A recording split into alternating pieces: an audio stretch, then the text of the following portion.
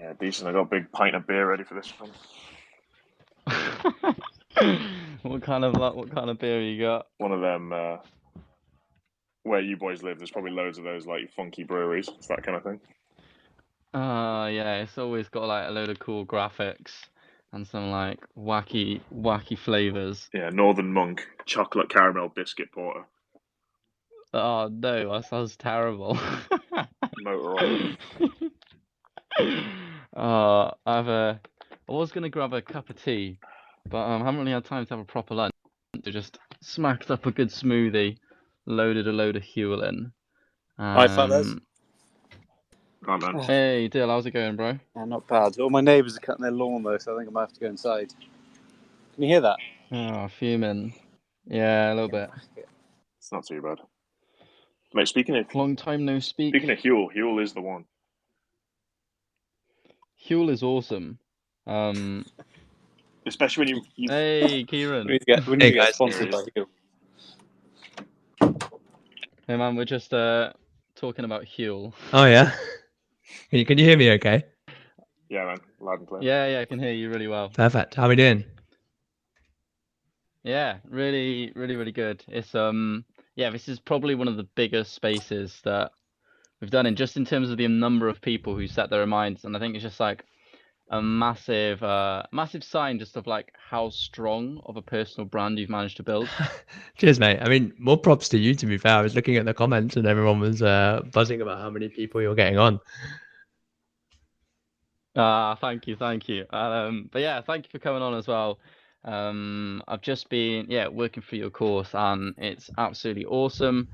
And yeah, I mean, anytime I kind of look around at all these kind of creators and like what people are talking about, like there's such a rush in a sense, like a rush to grow really fast, like a rush to monetize as like soon as you can. It like really like stresses people out in a sense when maybe it doesn't have to. And then like I see your story where it's like 12 months to hit 1K followers and then like 18 months to make your first dollar online. And I just love kind of how refreshing and just like it's just an amazing story, I guess. And we'll kind of give it a few more minutes just to kind of properly dig in. But I thought like a lovely place to start would be kind of like that experience for you, like that 12 months to 1K. Because I mean, it takes some sort of mindset and determination to just like push away for a month and then only at the end.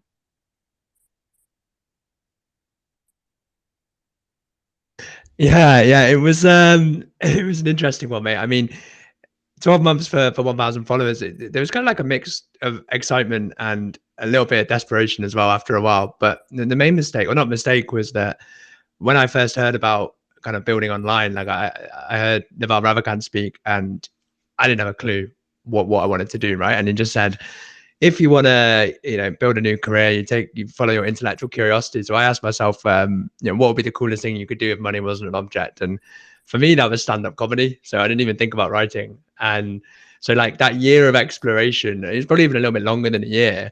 It was because I was just testing so many different things, and it was just an iterative process of like finding signal and following it really. Yeah, I had a similar kind of realization, I guess. I was in I think when I first read that book, The Amagad Navarro Khan, I was in Lisbon, kind of on my own, just dog sitting, and I was like, Jesus Christ, like what is this thing? Like, what do I do? I'm like messaging all my family. But I mean, this is why like I really like your idea of like your niche isn't something that like it's just like there. It's like you have to almost find it. You like make your niche, you search for it, and then you kind of like, as you say, like listen to the signal, and then sort of let that guide you in a sense. Yeah, definitely. I mean, my biggest pain point, mate, when I started writing was deciding the niche. Like, I just remember going round and round in circles thinking, well, great, I understand that the internet is a great way to, build a business, achieve freedom, but then the actual practicalities of like, what am I going to do to achieve it? And I just spent so long on paper trying to plan it and really it's trying to make a decision, like you're trying to like plan a decision that's decided by action, right? And a lot of the niching stuff now, looking back in retrospect, has just been trying one thing, finding little parts of that you liked, and then taking that with you on the journey along. So, like I said, mine was stand up, and then I was writing, and I was like, holy shit, these mornings that I'm writing are really fun. And what could you do with writing? And then I went to blogging, and then from blogging it was to Medium, and then came to Twitter. And Dan Coe was like, oh, there's this thing called freelancing. And I just think that I'm a big fan of the idea that with niching it, you can kind of let go a little bit. And if you just naturally follow your energy, follow your curiosity, and just pick apart what you try and go, well, that was fun. This bit wasn't. What can I do next if there's more of that and less of that? I just think over a couple of years, it can lead somewhere really special. Mm. So, I mean, talk to me a little bit about that sort of 12 months, because I know you were working 50 hours a week as a dentist as well. So, what was it like for you kind of within that last month? Because you weren't making money, but you were still trying to create something. And so, yeah, what did it feel like? What was your routine like? And yeah, just talk me a little bit about kind of the whole experience. Sure. I mean, in terms of the backstory for people listening, so I became a dentist, like, I realized that I didn't like my career, but I one of my core values is freedom, and the only way that I could see to get out would be work as hard as you can, save as much as possible, invest, and retire by 45. And I was like, this is it. This is the plan. And so, yeah, I took on 2 jobs. We're working 6 days a week, 50 hours, and it's not a job that you should be doing in that sort of intensity either. And what happened was COVID hit, mate, and suddenly, like a lot of people, you had a lot of time of not doing much and realizing that, like, you just spent your whole life, like my past 4 years, and just gone in a blink of an eye where I was working. So unfortunately, you couldn't really drill teeth from your living room. So I had a lot of time on my hands for like 2-3 months. And so in that fat phase, it was literally my mate sent me. I can remember it. Like I was at peak burnout. I just had like one of the toughest months, and my friend sent me Naval Ravikant's podcast and was like, "Yeah, you might like this guy. Give it a listen." And I just remember it is like the most beautiful and painful 3 hours, because it's like being told that your whole life is a lie, that your values are wrong, but then also there's a way to get out. So the way that kind of happened, mate, was at first it was literally, what can you do? And so I just started writing, I started creating, and I was like, well, I wanted to build a business. So actually, I haven't really spoke about this, but I was like, fuck it, I just need to try build something. So the first thing I built was when I decided that writing was pretty cool, I built a get into dental school guide. And I was like, I'm going to go sell this to people. And if you've got any experience in online business now, like rule number 1 is don't sell to broke people, right? And I was going straight into students. So I actually built that. Couldn't sell that, so I built a website for it. I built a full blog, and then I was like, I was very much just jumping into things without learning the process of it, which I guess is a good thing as well. It has its pros and cons. Did that, and I was like, well, first and foremost, I don't want to write about dentistry. It's really boring. So we built a blog next, and so that was about 3 months. And again, the classic mistake where I was the one building the website and I was doing all this thing, when really, when someone tells me they want to be a creator, I'm like, look, strip away everything and just learn how to write. And that's what I should have done, because then it wouldn't have taken like a year to get 1,000 followers. And I kind of stumbled across Twitter, and I remember the first 3-4 months here, I was just used to sit with my girlfriend thinking like, what the hell is going on? Because I'm just watching people post platitudes, and then all the replies are just like the platitude back at them. And I was like, what is this? How is this like a business or anything? And so I would start on Twitter and I would quit 2 weeks later. And I was like, this place is fucking stupid. And I guess like the more you're going to get into it, you realize that there's multiple ways to build here. And the kind of best part really was, I was probably about 9 months in at this point, and I started chatting to Dan Coe, just loosely in the DMs, and he was like, yeah, what's your plan? And so I told him, I was like, yeah, I'm going to blog for 5 years. I'm a patient guy. I was like, I'm going to blog for 3 to 5 years, slowly leave dentistry, and pivot into some sort of writing career. And he was just like, sounds good, man, but 5 years, like, it sounds really slow. And he's like, you should check out this whole like freelancing creator economy sort of thing.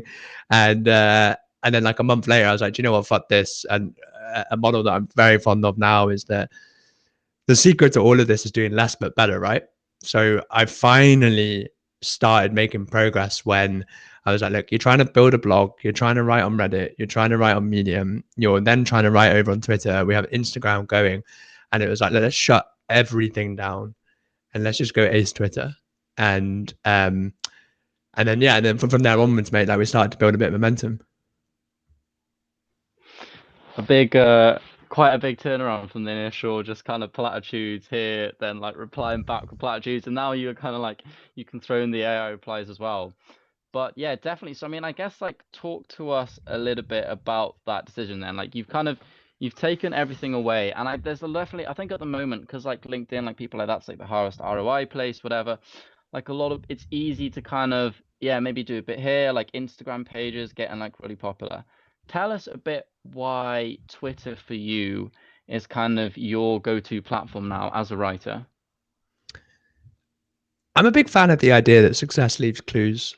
And if you look at all the deepest thinkers in like tech and business, they're all very bullish on Twitter, right? So like people like Naval, and it's like, well, if all the smart people are gathering in one place, then that's a pretty big signal as to where you'd want to build. The second one is also that on like Instagram, you're rewarded for how you look, but Twitter, you're rewarded for how you think. And I just thought that was really powerful, where it's like actually if you can learn to communicate your ideas, it's like succinct, concise. I love that part of writing where it's like how much can you distill your idea into its simplest form. I just think Twitter's really good for that.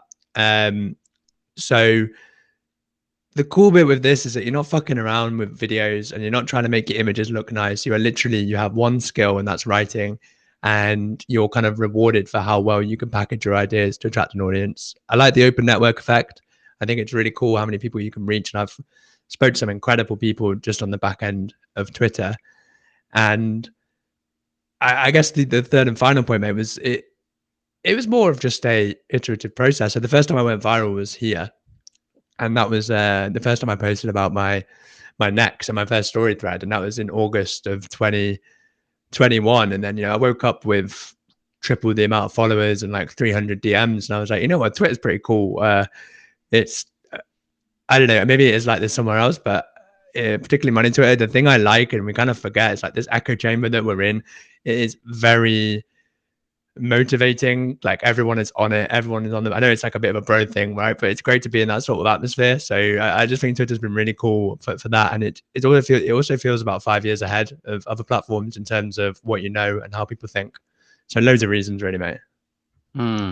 Yeah, I think definitely that kind of like just not necessarily group like the kind of the ability to surround yourself by people who are either where you want to be or going where you want to be, like kind of Dylan and Glenn here, for example. It's like you are like the average of the 5 people you spend the most time with, right? But I mean, like I'm in the middle of the countryside, and although like I'm far away from like Glenn, Dill, Sebastian, those kind of people, I end up spending a lot of time with them because you're chatting to them online, you're hearing what they're doing.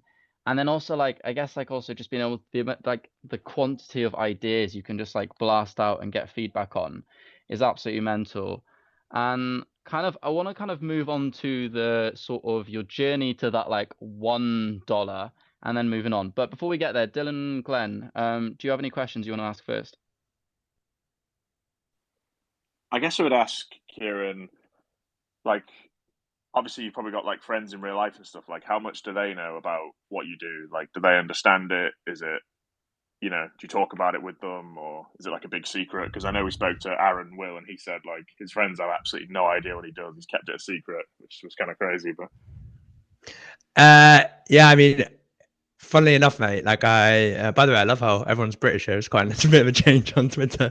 I kept it very quiet when I started, mate, and that was due to fear of judgment, like big time. And it's so silly because you let the opinion of like people from what real world, however you want to call it, hold you back from what you actually want to achieve. And so I was not like ashamed of my writing, but like I remember when one of my friends found me on Instagram, I deleted my account like 2 minutes later. I was just like petrified. And then what kind of happened, mate, is over time, as the writing got good and I became more confident in like the journey, and I was like, you know what, fuck it, I'm building something pretty cool here. I started to care less about my friends finding out. And then what sort of happened was someone stumbled across me on Twitter and then was like, oh, he's doing this thing. And now when I go meet up with my dental mates, they're just like, how's that internet thing going? They don't really understand it. There's like one of my friends follows me on Twitter and he's like, what the hell is going on in this side of like, you're all just on like one big personal development junkie thing. But like, if someone wants to talk about it, I'll talk about it. But the thing it's quite funny because I don't talk about how well it's going. That's really important. I just say like, yeah, it's cool. It's, we're slowly building away. But it's ironic because everyone on Twitter, like I'm very fond of building in public. So you got all your revenue out there and stuff. And then, but when my friends ask, I'm like, nah, it's all right. Like I'm just sitting at home trying to figure things out on the laptop. Mate, that's hilarious. I've got two mates currently downstairs at home, and I'm like, right, guys, I've got work today, and I'm like, I'm gonna go speak to this like dentist guy, and it's just like they have absolutely no idea. Like the same like last night, I was like, oh yeah, I've got to like go to bed earlier. Like I've got some work. And I'm like, what are you doing? Like, oh, it's just like yeah, like some like Twitter stuff sort of thing. So it's funny you say that, and yeah, I mean from here, it'd be kind of great to sort of go in, I guess like up just talk to us like your thinking leading up to that first dollar, because that's obviously a long time as like to be going at a side hustle pretty intensely before making some money off it. So yeah, tell me a little bit about what it was like and what you were thinking. Yeah, so yeah, about 18 months in total, and a couple of reasons that happened, mate. I mean, like I said, I was trying to just make things happen in the early mornings, right? Because I used to work from kind of 9 till 9, so I'd sort of write at like 6 or so, and the problem was I didn't believe in like I had something to sell. And it was so silly because like, as a dentist, I was doing pretty well. I was a cosmetic dentist, all day just selling and having a great time. And then online, as soon as I thought about the fact that someone paying me internet money, I was like, who the hell would want to pay me to do anything? And that became quite a big mental block, actually, mate. And so the original plan was to become a copywriter. I thought copywriting really cool skill. Like when I found out you could combine psychology and writing and sales, I was like, "Fucking this is it." And so what happened was I was like, "Look, I actually quit my job before I was making any money as well." I was like, "Do you know what? It's not working. Me doing this in the early mornings. I need a bit of fear. Right? I need something like a kick up the ass, right?" And so I was like, quit my job, and we can get into the story of quit my job as well. It's quite funny, but quit my job, and then the next day I was like, cool, let's be a copywriter, and just this huge mental block when I started looking for clients, and I was like, yeah, just a lack of self belief, mate. And so what happened after maybe 3-4 weeks of this, um, I was like, you know, this isn't working because I felt drained every day, I felt anxious every day, and I thought, well, if we just kind of follow this model of like, what happens if you just keep following your energy, right? I was like, well, what makes me really happy? And it was just writing. And I was like, okay, cool. Well, why don't we just say, instead of wasting all your time scraping emails from websites and reaching out to these people, say, why don't we just say, I'm going to go online and I'm going to go write 30 threads in 90 days. And, I wasn't very good at writing then. And I was like, but fuck it, because this way I'm getting better at a skill. I'm building in public, and we'll just see what opportunities we can attract as opposed to chasing. And then what happened at kind of like thread 15, thread 20, people started like reaching out at me and like, yeah, this is pretty cool. Do you do like coaching or anything like that? And at the time I was like, hell no, I don't do any of this stuff. And it was kind of getting to kind of February, March time by then. And I was like, look, let's just go build a product. And again, because I was overthinking and I doubted it, and I was like, do you know what? We've just done this 30 thread sprint at the end of it, bit of hype around me. And I was like, you could do this again. And this is the problem with people building an audience, is you kind of think that the audience is the point, but it's what you do with it, right? And so you can keep building and building and building, but actually the only thing that will set you apart is taking action. So I think the next day I sent a tweet out being like, my first product comes out at the end of this month, and I hadn't built it and I hadn't done anything. And so, but brilliant forcing function. Like I'm a huge fan of commitment bias when you use it in your favor. And so by the end of that month, I built the Viral Inspiration Lab. So it was just a little swipe file because, I was looking around for a problem to solve. I mean, that's one thing. If people want to make money online, it's not how can I make money, it's who can I help. And so I was looking around, and I just actually went on people like Dickie Bush's stuff, right? When they ask questions like, what are you struggling with? So if people want to do market research, like let other people do it and just steal the answers. So I just went through everyone big on Twitter and I looked at all of the comments, and it kept coming up. It's like, I don't know what to write about. And so I just built this big ass swipe file. I was like, well, let's just sell this. And again, terrifying, mate. Like just, I remember sending that first email and thinking, oh my God, what the hell have I done?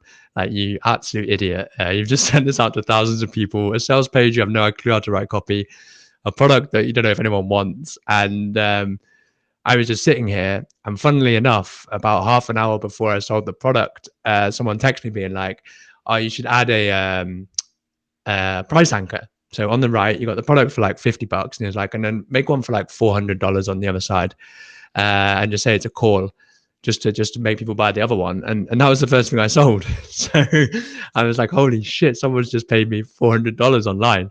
And I was sitting here at my desk, just staring at my computer and like genuinely laughing. And then I started like fist pumping, running around my flat because like I was making good money as a dentist, mate, but nothing is as sweet as working like flat out for a month to make like 400. And I didn't care if we sell anymore. I was like, fucking hell, you've just made internet money. And that energy was just really fun. And that was on the 31st of March. And from there, it's just been snowballing. So yeah, that's me making my first dollar. That's awesome. I remember saying, yeah, closing my first coaching client. I literally like leapt in the air, I was like jumping, I grabbed my mobile like this. And so it is an amazing feeling. And I was wondering, like, what was the size of your audience by this point? Both your your email list and your general Twitter following when you did this launch. Yeah, so I think it was around 16 to 18,000 followers is what I had for the product. And in terms of an email list, I would be hesitant to give you a number, mate. A couple thousand, but the problem with that is that I built most of that email list on personal development. So like my giveaway for a long time was more kind of stoicism based stuff, and so list size I'm not too sure, but yeah, about 18,000 on Twitter. And when you're you're coaching someone or you're teaching them, and they're thinking of launching a product in like a similar fashion, what are your key pieces of advice? And do you generally like recommend that they reach a certain size before they do so? Yeah, tell me a little bit about that. Sure. I don't think size is everything. I tell my girlfriend that all the time. But I do think that there are certain factors that are going to govern how well the product goes, right? So I say it's trust, traffic, and transformation. So the first one really, mate, is the trust side. So I'm a huge believer in that as a creator, you need to optimize for relationships first. And so if someone said, I want to build a product, I'd be like, great, how's your relationship with your audience? Have you over delivered over 3 to 6 months? Have you done a few giveaways so they can see who you are? Have you put your voice out there, your face out there? Have you given them a reason to care? So that's fundamental for the product side. Then we have the traffic, okay? Because at the end of the day, the more people that are interested, the better the product sale will go. But this is the one that people trip up on, right? They're like, oh, I'm not big enough. I'm not big enough. And I believe that taking action, regardless of the audience size, will make everything else go better because, again, 99% of people are building an audience, but the 1% actually take action to do something with it. And so a great way to begin to differentiate yourself and become an authority is to put that product out there. And then you can worry about the traffic because it's not like you put a product out and it's gone, right? Like, the Viral Lab sold maybe 40, 50 copies at launch, and then we sold 800 over a year, right? So most of the magic was happening afterwards anyway. And then it's the key one is the transformation, mate, because I'm a firm believer in selling via stories, right? I don't want to have to like trick people into purchasing. I think that if you have a transformation that other people want, then the sales sort of just happens naturally and kind of authentically, where you can build a sales page that shares how you'd helped yourself and then helped other people, and you can talk about the pain points you were at and then where you are now. So with the lab, it was, like I said, I fucking sucked at writing, and so I sucked at writing. I hated Twitter. So I just started saving every viral piece of content and then stealing like an artist. I was like, no, you can come do it with me too. And so I feel like if you've got those three factors, your audience likes you, you have a bit of an audience, and you have something worth selling, a transformation from problem to something like a benefit, then I would crack on, because at the end of the day, Like life's short, and like what you're waiting for. If you build this product and not many people buy it, you've still got people that have bought it. And those people have just signaled to you that they are a fan instead of a follower. And so you can start to build relationships with them. So there are just so many reasons why I like the productized route when you're building a creative business. And I just think more people need to just fucking ship something and see what happens. Mm. I like that. That's yeah, that's really inspiring kind of where I'm at now. Because I've had a few things from like bigger creators are like, oh, like it's so much work, like wait till you're kind of bigger sort of thing, and then like stick to the service side. But then what I love about you is obviously like at where you are now, you've kind of built this business without really having to put loads of effort into like sales, DMs, all that kind of stuff. And you've just sort of like built these products, these things, and then let the traffic and I guess kind of the business come to you. Yeah, well, I can give you give you like a point about this. So all these people that talk about, and then by the way, it is great advice. Starting with a service, because then you understand who you're working with. You get paid more money, so you're not like, you can escape your job faster and you feel more comfortable. But here's the kicker, mate. When I started, no one really, like, like the bigger dogs, they just thought I was like a nobody, right? And then when I started getting results, particularly maybe around September, when I was here going, actually, I optimize for freedom first. I haven't sent a single sales DM. I don't do any freelancing. I don't sell my time. I started speaking to the people that I used to buy courses from, and they would be like, I wish I was building your business. Like, I wish that we had a couple products, an email list, and I was just sending emails and writing tweets. And I was like, well, you kind of have a choice in how you build it. The thing with mine is, if you look at kind of the revenue and the audience growth and stuff, it's just pure patience for compounding. And if you're happy to wait, if you're happy to sort of say, you know what, I'd rather attract than chase, then yeah, why wouldn't you have a digital product and then just set it up so the more you write, the more you earn? I want to kind of go to newsletter growth pretty soon, but first, do you want to quickly tell us the story about how you quit your job? Yeah, I mean, it's funny because I'm meant to be like this big action taker, right? I am a complete pussy. And what happened, mate? I got this job in February, and at the time, so he was starting up a cosmetic clinic in New York, and like it's literally, it was like the gold job for someone my age, and I was like, this is fucking sick. And then 2-3 months later, I've been on Twitter for like for a little bit longer, and I was like, this is a big mistake. I just want to be a creator. And we weren't meant to start until September because the clinic wasn't getting built. And anyway, 2 days before we were meant to start the job, he texted me being like, look, man, the clinic's not going to be ready for a month. And I'll pay you for a month and you could just do nothing. Like, you can go on holiday, whatever.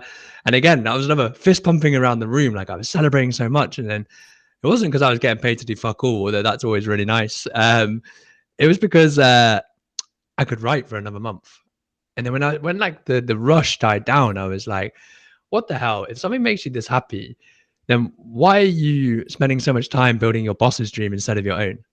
And that day I called literally, I spent like 10 hours on the phone. Girlfriend, dad, mom, best friends, being like, tell me what to do. I'm too scared to quit my job.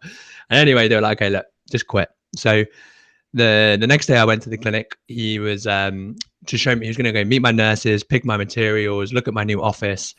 And first off, I was meant to walk in, had a little panic attack because I was too scared, and I walked away again.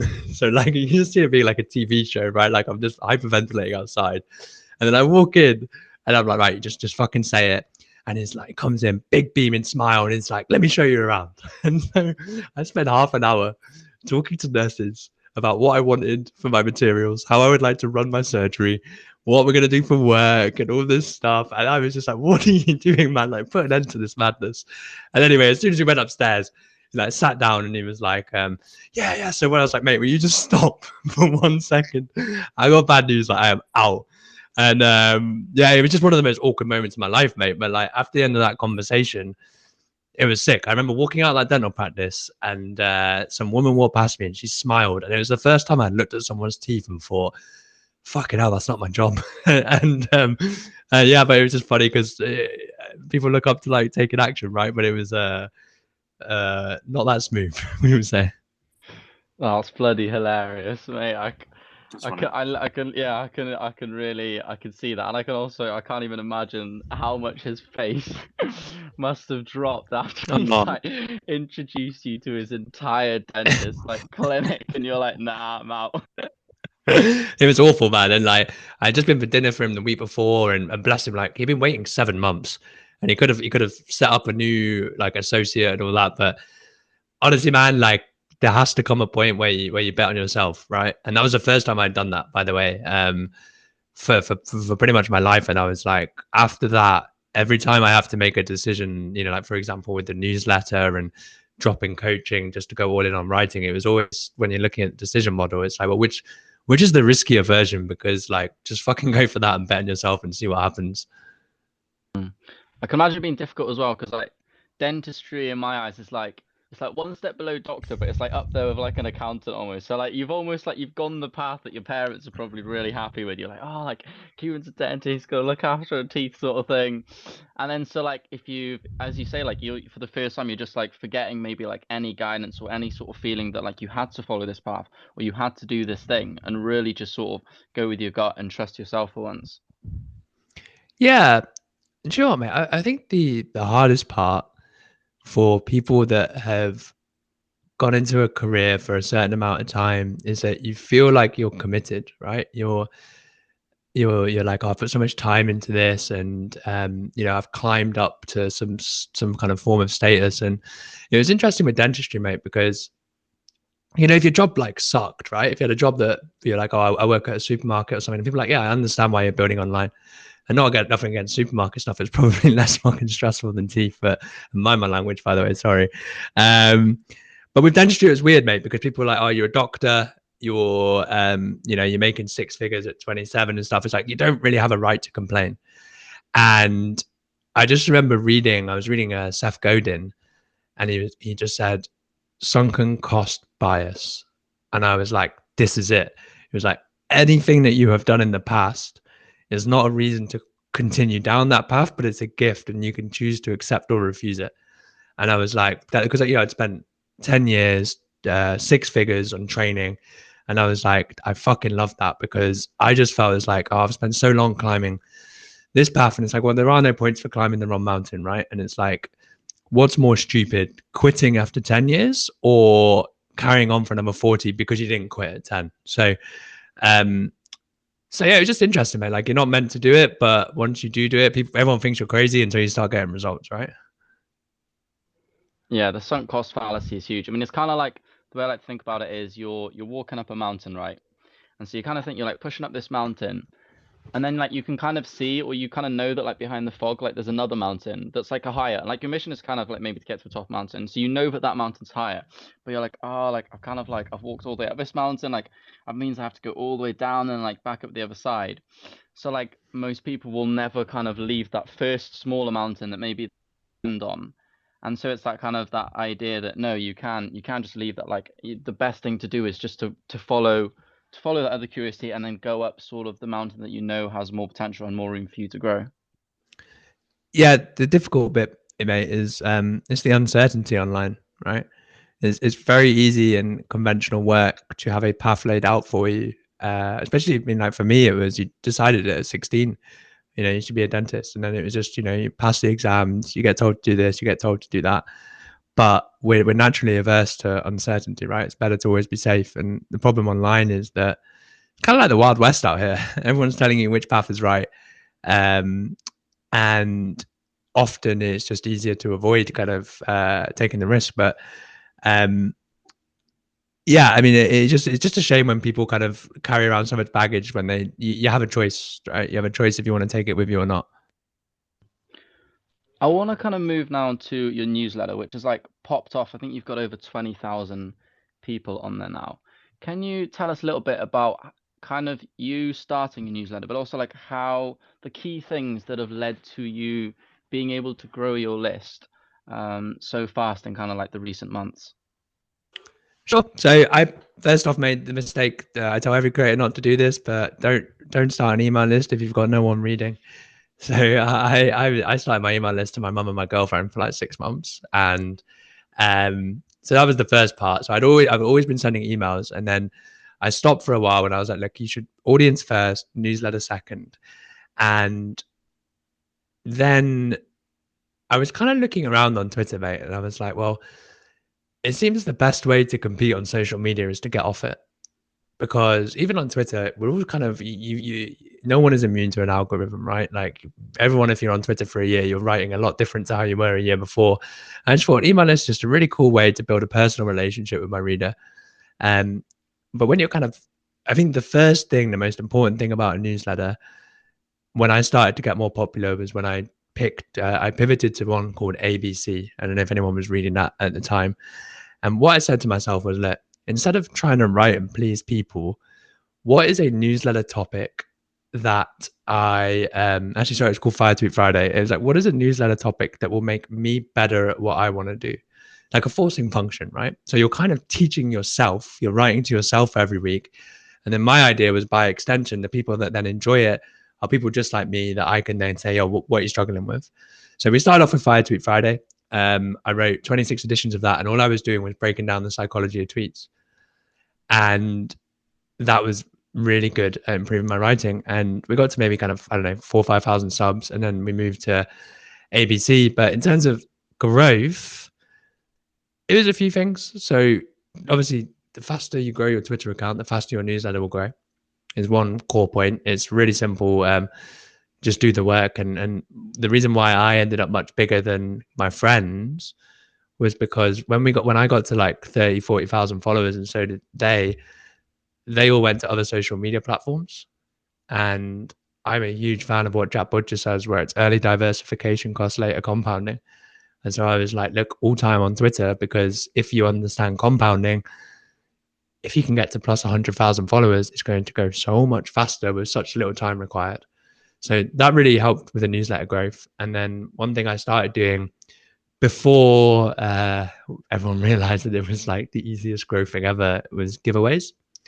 So I've built maybe 9 free courses now, mate. And those courses have been downloaded probably about 31,000 times now. And most of them I've asked for people's email address. And the way that I did that, so what people have done wrong with the giveaways is that once somebody has consented to give you their email address, they need to be treated like a buyer before they buy. So I was like, well, if they're going to get this, they need to be full feature courses. They need to be really high quality, because everyone complains. So that I don't know if you know much about email marketing, but like if you look at like Josh Spector and stuff, they complain. They're like, you shouldn't be building your email list based on giveaways because they all unsubscribe. And so I was like, well, they only unsubscribe if you give them shit, right? So I was giving away really high quality courses. They auto plug underneath all my content. And yeah, so that's got us to 21K now. Nice. Yeah, I think the giveaway aspect, when you actually seriously provide value. And I think one thing that stood out, I think it was you kind of talking about the dating principle of like moving locations, one I've mentioned quite a few times now. And that when you give away, right, and maybe you film a video or something, like you're just moving the location of the conversation. And then as long as you're providing real value, you're just deepening the trust further. Yeah, definitely. I picked that up from a copywriter. I've never been great with women, but he was saying that if you want like a woman to find you attractive, you go bar, outdoor for a cigarette, go sit down. And it's like by moving someone around, it adds a depth to a relationship. And then, so when people sign up to my email list, I asked them to immediately come say hi on Twitter. And I think in my inbox, I probably have like, 30,000 potatoes. So it's really silly. I just say potato when we get started. And one thing with the email list, mate, is that everyone's so focused on growing them, but it's about retention, right? And so when we started, I say we, me and my girlfriend, because we're kind of in business together now, I was at about 26% open rates, and now we're at 57.5, I think. And so again, if you learn to write well, people will hang around and enjoy your newsletter. And the really important part there is the first impression. So my welcome email is just plain fucking stupid, right? Like I'm saying, if you don't reply, I'll kill you. I'm smoking a Cuban cigar. And the whole point here is that when everyone else is zigging, you have to zag, right? You have to say something different. You have to be immediately.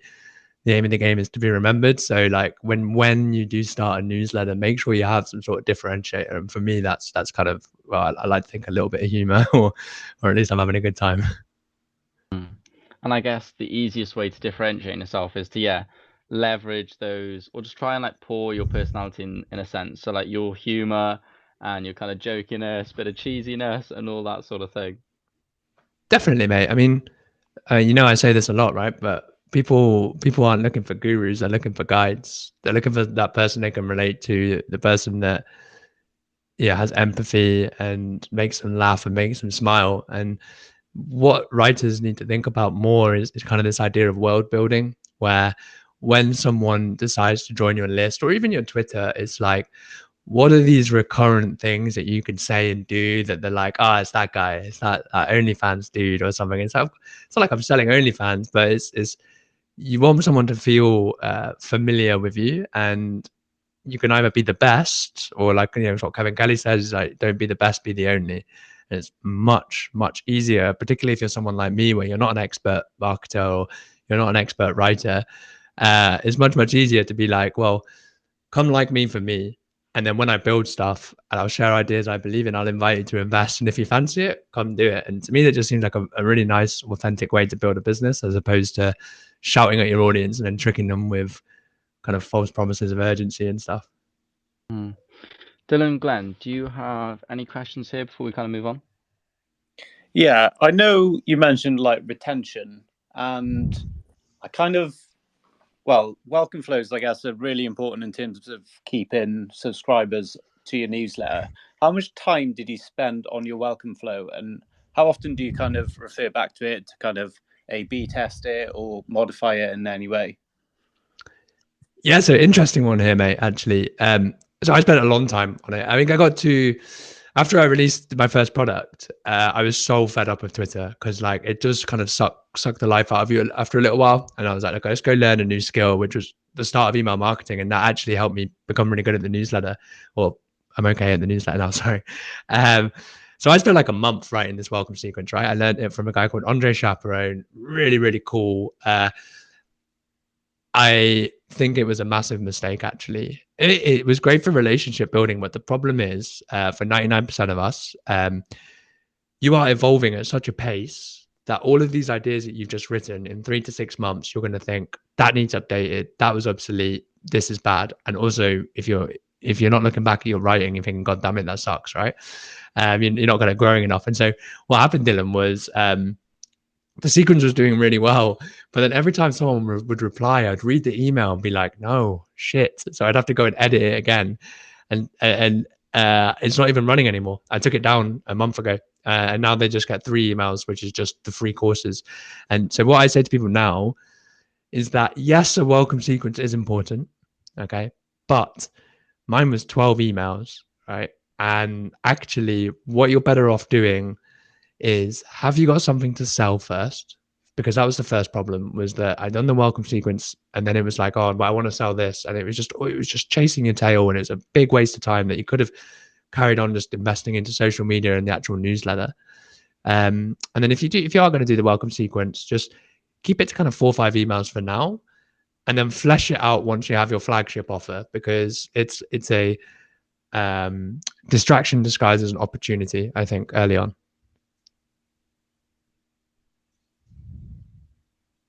Cool. As for kind of like the actual selling in your newsletter, like there's probably not a best approach, but I was just wondering your specific approach. Do you, because I see some people like in every single edition that come out, they'll have like a link at the bottom where they can kind of check out your courses or XYZ. And so do you kind of do that approach, or do you focus on like each kind of email that you give out is like pretty much all just pure give, you don't really ask for anything, and then you sort of do like a sales or a launch email separate to that? Yeah, I do a bit of both, mate. So I'm a huge fan of giving away 99% of stuff for free and then charging for the 1%, right? So my emails are generally quite high value. The way that we've built most of the business is, I would write my newsletter, And at the bottom is that classic, if you would like to do more with me, here is what you can buy. And the one thing I'd say is that if you're going to write an email, you have to have a call to action. You have to ask your audience to do something. And if you haven't got anything to sell, then at least say, talk to me. Like, just start to get them to take action, because that's the point in writing, right? It's always the call to action. So that would be the standard, mate. I would just write my weekly newsletter, and it went to bi-weekly for a little while before this product launch. And then I would run a sale every sort of 2 to 3 months. And these sales were cool, man, because like, I mean, the first time I built Viral Inspiration Lab, it was probably 50 to 100 hours to make 4 or 5K. And you know, but again, like, it was so cool, right? Like, it was much better than drilling teeth. So I didn't really mind the time. But then by, you know, kind of December of 2022, I could write 3 emails and make 7, 8K. And I was like, holy shit, this is why it's really cool to build compounding assets, because once something is built, you know, at Jack Butcher, when you build it once, you sell it twice. So I think having a kind of set regime where it's like, look, I'm going to give out loads of value weekly, build relationships, build up this reciprocation bias. And then after 2 to 3 months, but yeah, you have to have a reason to sell. This is where people go wrong. I'm not going to name names, but there are some big accounts on Twitter that, like, they're a little bit, yeah. And they'll just like email you going, oh, 50% flash sale, you know, and it ends in 3 days. And it's like, mate, just fuck off. Like, it's so obvious that you just after money, when actually, if you look at how to sell, people buy when you give them a reason. And so what I did was, every time I hit a milestone, 50,000 followers, 100,000 followers, $100,000, whatever, I would say to my audience, thank you so much. I love your support. You can buy this product on a discount. And that was just a very genuine way. Again, like, I've never really had anyone come up to me and say, oh, you're being really horny for money. And we still hit, yeah, like 112K in 12 months. So it worked. And yeah, I mean, that's just the important bit. Have a reason to sell. Have a reason to sell, and don't be afraid to sell as well. That's a really big one. Like, some people become creators. They go, oh, I don't want to do freelancing because I don't want to sell myself. And it's like, trust me, it's mountains everywhere, man. Like, you have to sell yourself no matter what you're doing if you want it to go well. It's interesting what you say about the milestones, because I can't remember where I read it, but like, people, like, no one cares like really that much about your milestone unless like you're actually giving to someone. And so, although, I mean, you're asking for money on one hand, by also giving people a discount, you are also kind of giving in a sense, whilst also hitting an achievement yourself. Yeah, it's a win-win, right? I'm a huge fan of win-win in everything we do. And it's just cool to go to your audience. Like, thank you for taking part. If you want to invest some more, here's this. And if you don't, here's that. And the one thing that I have been doing with my audience, mate, is that when they pay me, I make sure we bring the fire, right? Like, it's like, I want someone to buy something. I've got so many texts from high impact writing of people going like, holy shit, like, this is just everything you need for $300. So I think once someone invests, you need to commit to over delivering at every opportunity. And, you know, Seth Godin says that the aim is to delight your audience, right? And so I put a lot of effort into that side of things, because the people that buy once buy twice.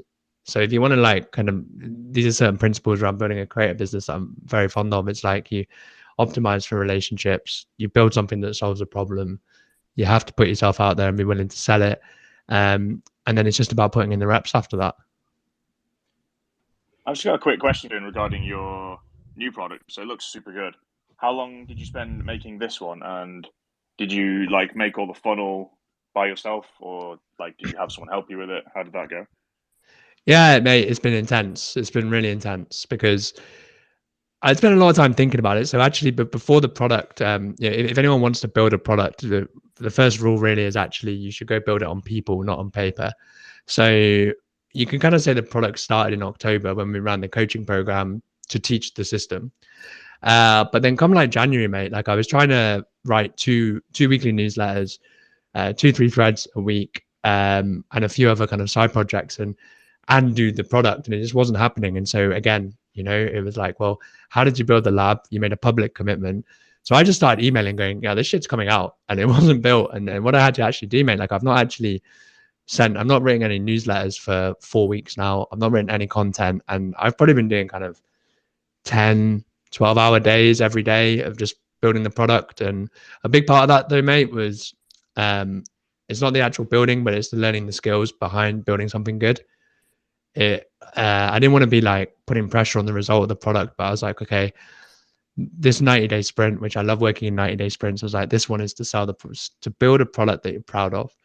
And so, well, what do you need to do for that? And it's like, well, number one is the copy, right? The first two is funny when you start getting into copywriting, you're like, oh yeah, I could do this. So the first sales page, I was just, yeah, fuck it, go for it. But then when you realize how much there is behind good copy, the harder it gets, right? So I spent maybe like 50 hours just learning about copy, bought loads of courses, read loads of books, lots of voice notes to George 10, getting lectured by him about awareness levels. And then after that, I actually built the course directly onto slides. And then I started looking at it and I was like, this is just waffly. Like, it's just, I think if someone's going to give you money, you have to respect their investment, right? And you have to do that by boiling it down to the most concise ideas. So this is a big kill your darling, mate, but I had to rewrite it all by hand because it's the only way I could make it as succinct as possible. And what I've tried to do with this course, mate, is I want to engineer as many aha moments as you can. And I think that's really important as a writer. If you can get your audience to hear something and go, that's it, that's why you need to do it. And so that's actually quite hard because you have to tell a story for every lesson. There has to be a reason for someone to care before you teach them. And then there has to be a good framework and stuff. So mate, it's probably been, I don't want to count the hours, but it's been tough. My girlfriend has barely seen me and I look like a zombie when she does and stuff. But yesterday was sweet because, you know, everything's scheduled for the weekend now. And I just went out for a few beers and it was like just enjoying the kind of fruits of the labor now. Sounds good, man. How did the launch go then? Was it a good launch? So far, so good. So I think we made around $17,000. Which is pretty good. Like, obviously, it was $5,000 this time last year over 5 days. So that's kind of like a 20x result so far. But it's funny, man, because internet sort of changes how you think, right? It depends on the group you're exposed to. So I was going to be buzzing if I made like $20,000. I was like, that's a sick launch. And then I started speaking to like George 10 and Virgil, who's also a brilliant course creator. And they're like, no way, man, like, it needs to be so much more. It's like most people on Twitter, they don't realize that, like, when like a big creator who's got over 100,000 followers is bragging about their 10K launch, it's like, you do realize that's a flop, right? You've got so many people watching, it has to be better. But I'm buzzing, by the way, mate. It's incredible. But I just sent a message to George. He was like, yeah, how much did you make? And I said 17. And he went, well, how many emails did you send? And I was like, 2. And he just sent me a voice note now going like, listen, man, I'm about to send more fucking emails about your product to my list than you're sending to yours. Get writing. So yeah, so apparently after the spaces, I mean, my girlfriend, we're going to go out, but apparently I need to go write some more emails first. That's bloody hilarious, mate. I mean, you still got a few more days, and yeah, as someone who's currently doing the course, like, I feel like if this already where we are now, incentive to go check it out, then yeah, I can, as someone who's currently doing amazing. And not gonna lie, I didn't even read the sales page. I just skipped straight to the bottom. And so like when I got in there and I was like, oh, bonus, I was like, oh my god, this is fucking mental. Like, this is so much more than just like, I was just like, oh, it's gonna teach me a bit about writing. You've thrown in like Twitter toolkit, like loads of other things, and like niching, like who you are, like all this sort of stuff. So yeah, it's awesome. Thanks, man. Do you know what I just asked? It was like my friend said, don't do so much, or if you're going to do so much, it should be like a grand. And I'm a firm believer in that whole idea of like, what can you just build for the person you were a year ago?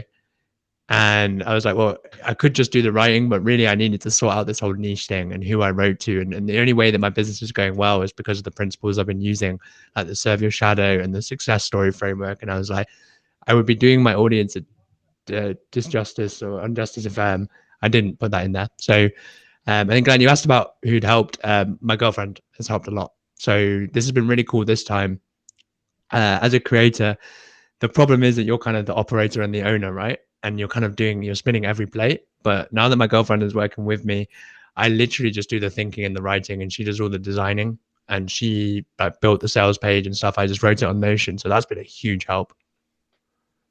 That's amazing. Like a deadly duo. Yeah, what a powerful. I want to quickly touch on kind of you said like the copy for your sales page and all that sort of thing. Like when you first go to sort of write a sales page, it can be kind of quite intimidating. Like it's like another blank sheet, and you're like, how the hell do I go about sort of selling this product? And so, what were your key learnings in writing kind of your sales page and like sales pages in the past? And what are your top tips for someone who wants to start doing that? Yeah, sure. The most important point, and this is not even just for sales pages, guys, it's like always start with the big idea for everything that you do, your tweets, your threads, your emails. If you kind of facing like a blank page and you just start writing, you're going to end up like throwing away most of it. But what is a big idea, right? It's like, what is it you're trying to teach? Do you have a story to back it up? What proof do you have? What emotion are you going for? Who is the enemy? And if you actually read the sales page, you can kind of piece together this whole thing where it's like, well, it's a story about escaping the 9 to 5 and kind of working your way through there. So starting with a big idea is really useful. The other side of things for copy, mate, is, and again, I'm not an expert, so I'll be hesitant to sort of say, but a question I find really powerful is, what does my reader need to believe before buying? Before buying, right? What does my reader need to believe before buying? And um, the really cool thing with writing and particularly storytelling is that you know the end of the journey and your reader doesn't. And so if you actually read the sales page, or if you just read like content in general that's really well written, like emails and stuff, you just take them through their beliefs. And so it goes, well, first you have to tell them that an audience is the path to freedom. Then you need to show them that writing is the right way to build an audience, because most people can build an audience, but few can build a business. Then you need to show how writing can become a business, so that when you do mention the product, it's not, oh, like maybe you should buy this. It's like, fuck yeah, I would really like this because I can see how this is useful. When you're you look at like your first year of monetization, like you've made, I think you said you made 100,000 within your first year. What were the kind of like, if you were to do it any differently, what would you have done to kind of to make it better? Um, Faster action. I'm a classic overthinker. So really, at first I used to think my path was stupid, where it was like, oh, build an audience, build a product, because everyone else says go high ticket, focus on the high ticket sort of style. But I actually think it's really cool if you work with some people for free. So this is what I did do, and pretty much what I would do again, man. I'm always hesitant with those questions like, what would you do different? I'll say what I did and what maybe could have gone a bit better, but I was too scared to monetize at first, so I offered free calls to my entire list, and that was absolutely the catalyst for the creator career. Because suddenly, particularly if you're in your own head, you don't think you have something useful to say until someone finishes a call and goes, you know what, that was fucking class. So I offered free calls to my entire list. Thankfully, only 10 people took me up on it. You listen to your audience's problems, and in their words, you then build a solution. So we did that, released a product. I just wasn't very good at marketing, man. Like you kind of realize as a creator, at first you think it's just about your ideas, right? But it's not who has the best ideas, it's who can communicate them best. And this is all marketing. So it's like, do you have a way for people to pay you more? Is a really important question, because you don't appreciate that there are people in your audience, even if they're not engaging with you, like they really want to pay for your time.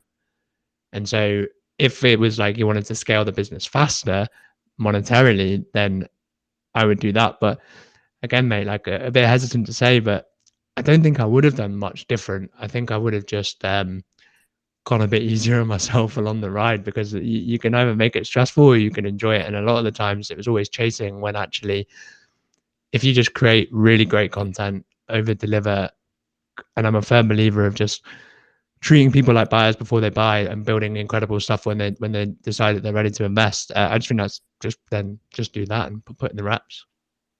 Did you find yourself stressing out when you were growing and monetizing? Like, if you ever had, say, a month that wasn't as good as the month before, you'd be like, "Oh, damn, it's all going to pot. It's not working out." Like, how did you deal with that? Because obviously, it's not always like up and up every single month, is it?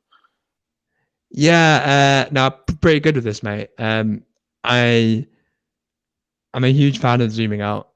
So if I do end up feeling anxiety about something, it's usually because I've realized I've slipped into a scarcity mindset again.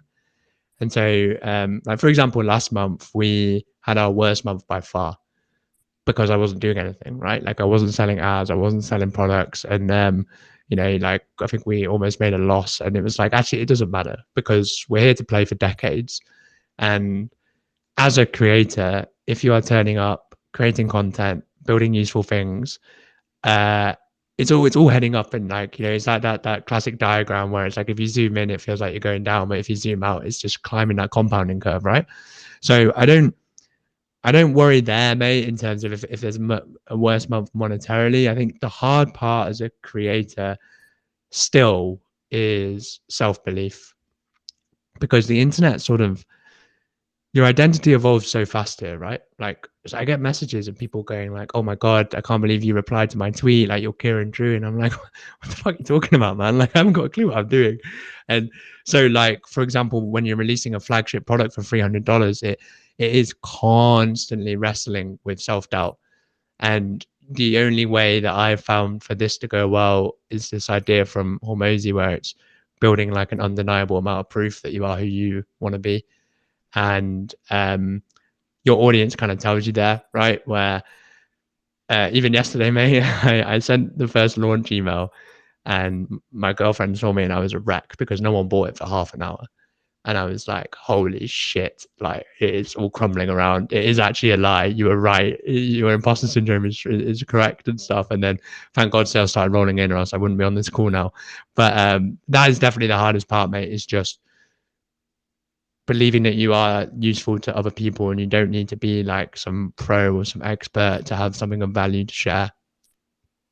That's cool. That half an hour must have been absolutely crazy. I would have been staring at that screen, refreshing it over and over again. Like, where is Dude, it? it was genuinely all. And I consider myself quite stoic. And that's one thing I take pride in, is my ability to like keep calm in all situations. But I threw away all my values then because I was literally refreshing my Gmail thinking, you've just worked so fucking hard. And like I don't even sort of plan my newsletter for next week of it being like, here's my sales thing and here's my copywriting, and like it's gonna be a sick couple months. And then I was like, oh no, I'm gonna have to write a very different email to my list here, being like, well, you either win or you've got a good story to tell, right? Man, that must have been so tough. Well, I guess like the landing page was pretty meaty and so engaging that everyone's too busy reading it before kind of clicking buy. Yeah, I think that was the problem, mate. Like, I do waffle on a bit with the copy, but I think it's important to help people see if it's for them. And so I think a good story over time, yeah. But you can't expect people to sort of drop everything on a Saturday to read your 10-minute sales page, can you? No. I don't know how much time you've got. Whether you've got time for much Q&A. Yeah. What's your kind of time frame now? Because I know you've got a lot of stuff you want to do today. Yeah, all good, man. I could probably chat for another 45 to an hour. Okay, awesome. Well, before we kind of go, I wanna touch on one thing, which is kind of like how you manage time and engaging all that sort of thing. Because I remember like when me and Dylan first started, and we were at like, I don't know, 20 followers, whatever, back in February, and we would like comment on people's stuff, and then like I remember like commenting on your thing and just like writing like stupid jokes, and then like you'd actually get back, and I was like, Jesus Christ, like I was like, Dale, like Kieran Drew like got back to my comment, like, oh mate, like you got back to mine as well. And so just like got us talking about you. And it kind of seems like, I think it was yeah, it was in Johnny, it was like when someone's like, when you see someone 5 times, like you think they're everywhere, or like in 5 different places.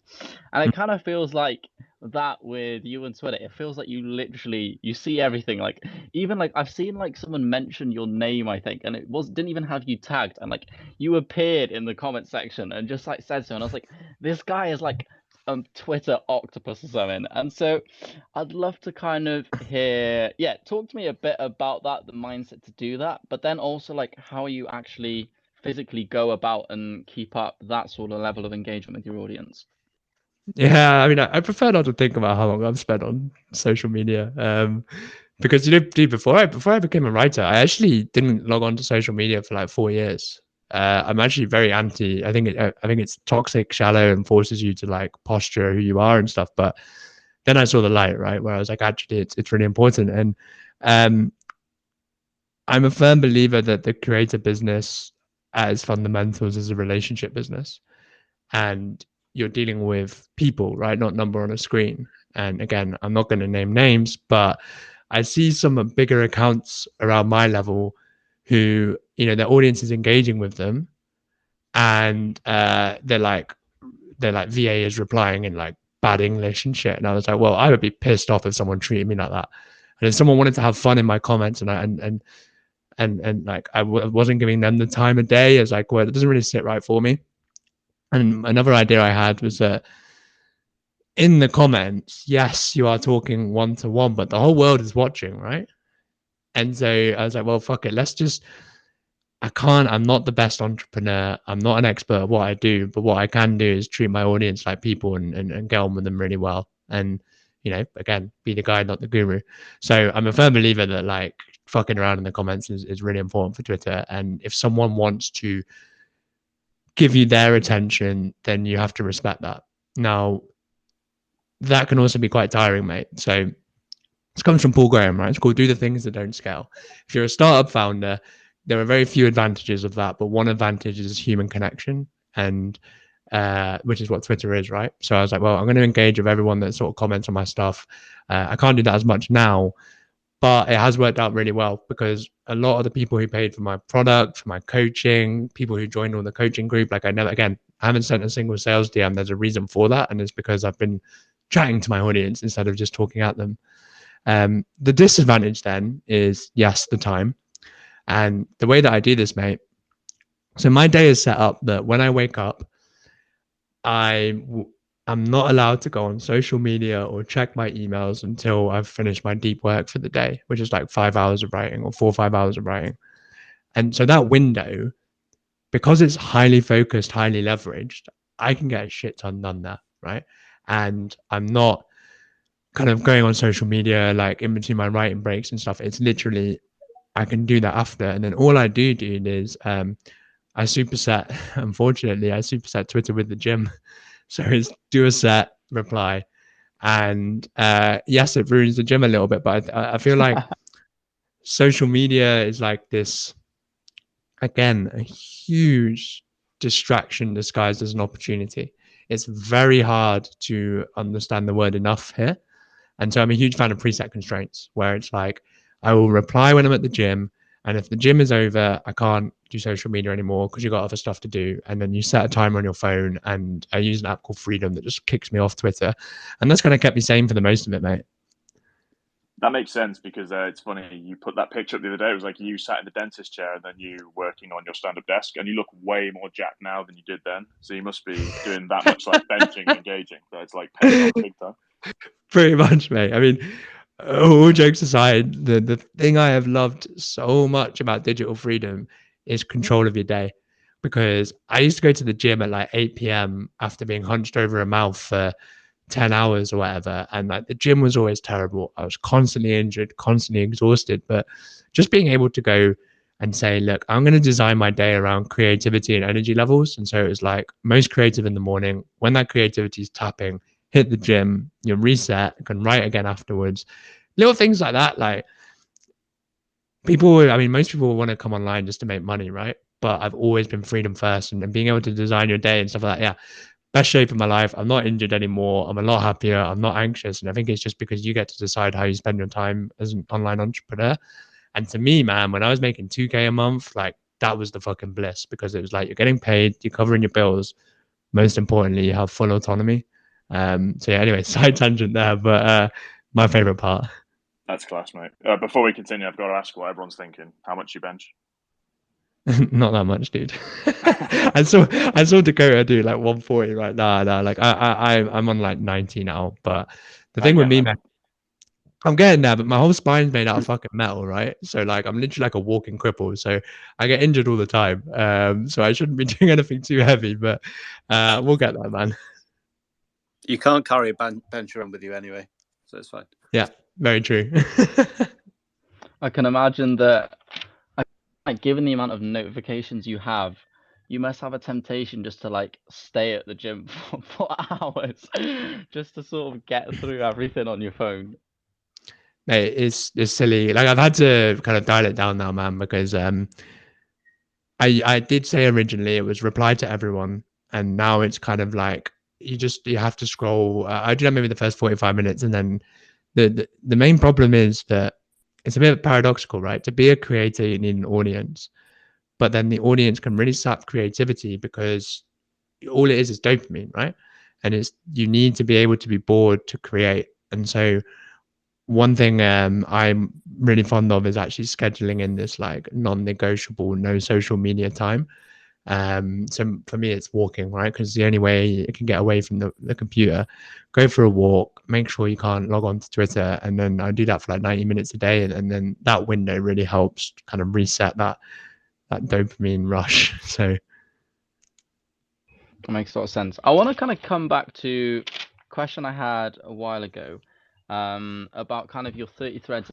But yeah, guys, if anyone does have any questions, stick their hand up and we'll start bringing in a few people in, or you could drop them in the comments. But yeah, coming back to the 30 threads in the 90 days, like what were your key learnings, and how did you think about kind of like the topics you were writing about? Like, were you clear on what your niche was, or like what your pillars of your content were, or that sort of thing yet?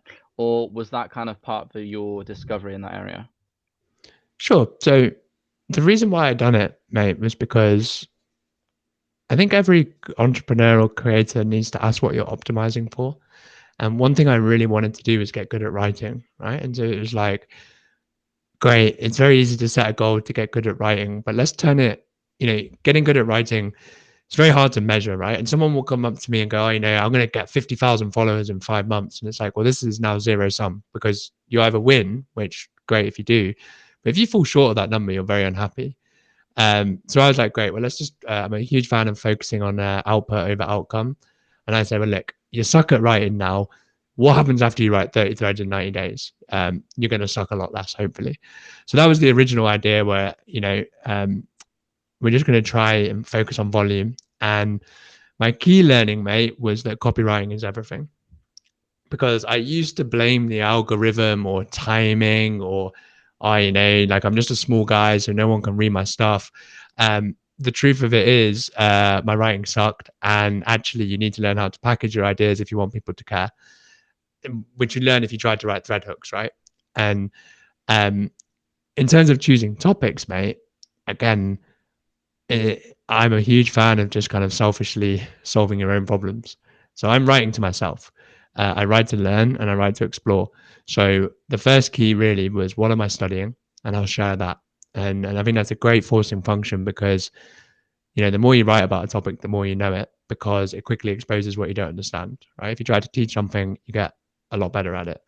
So the 30 threads primarily were teaching myself how to write and then inviting my audience to come along for the ride, which I think is a really powerful way just to be a creator overall. Because if you're just constantly serving your shadow, helping your past self win, then by extension, your audience is just like you.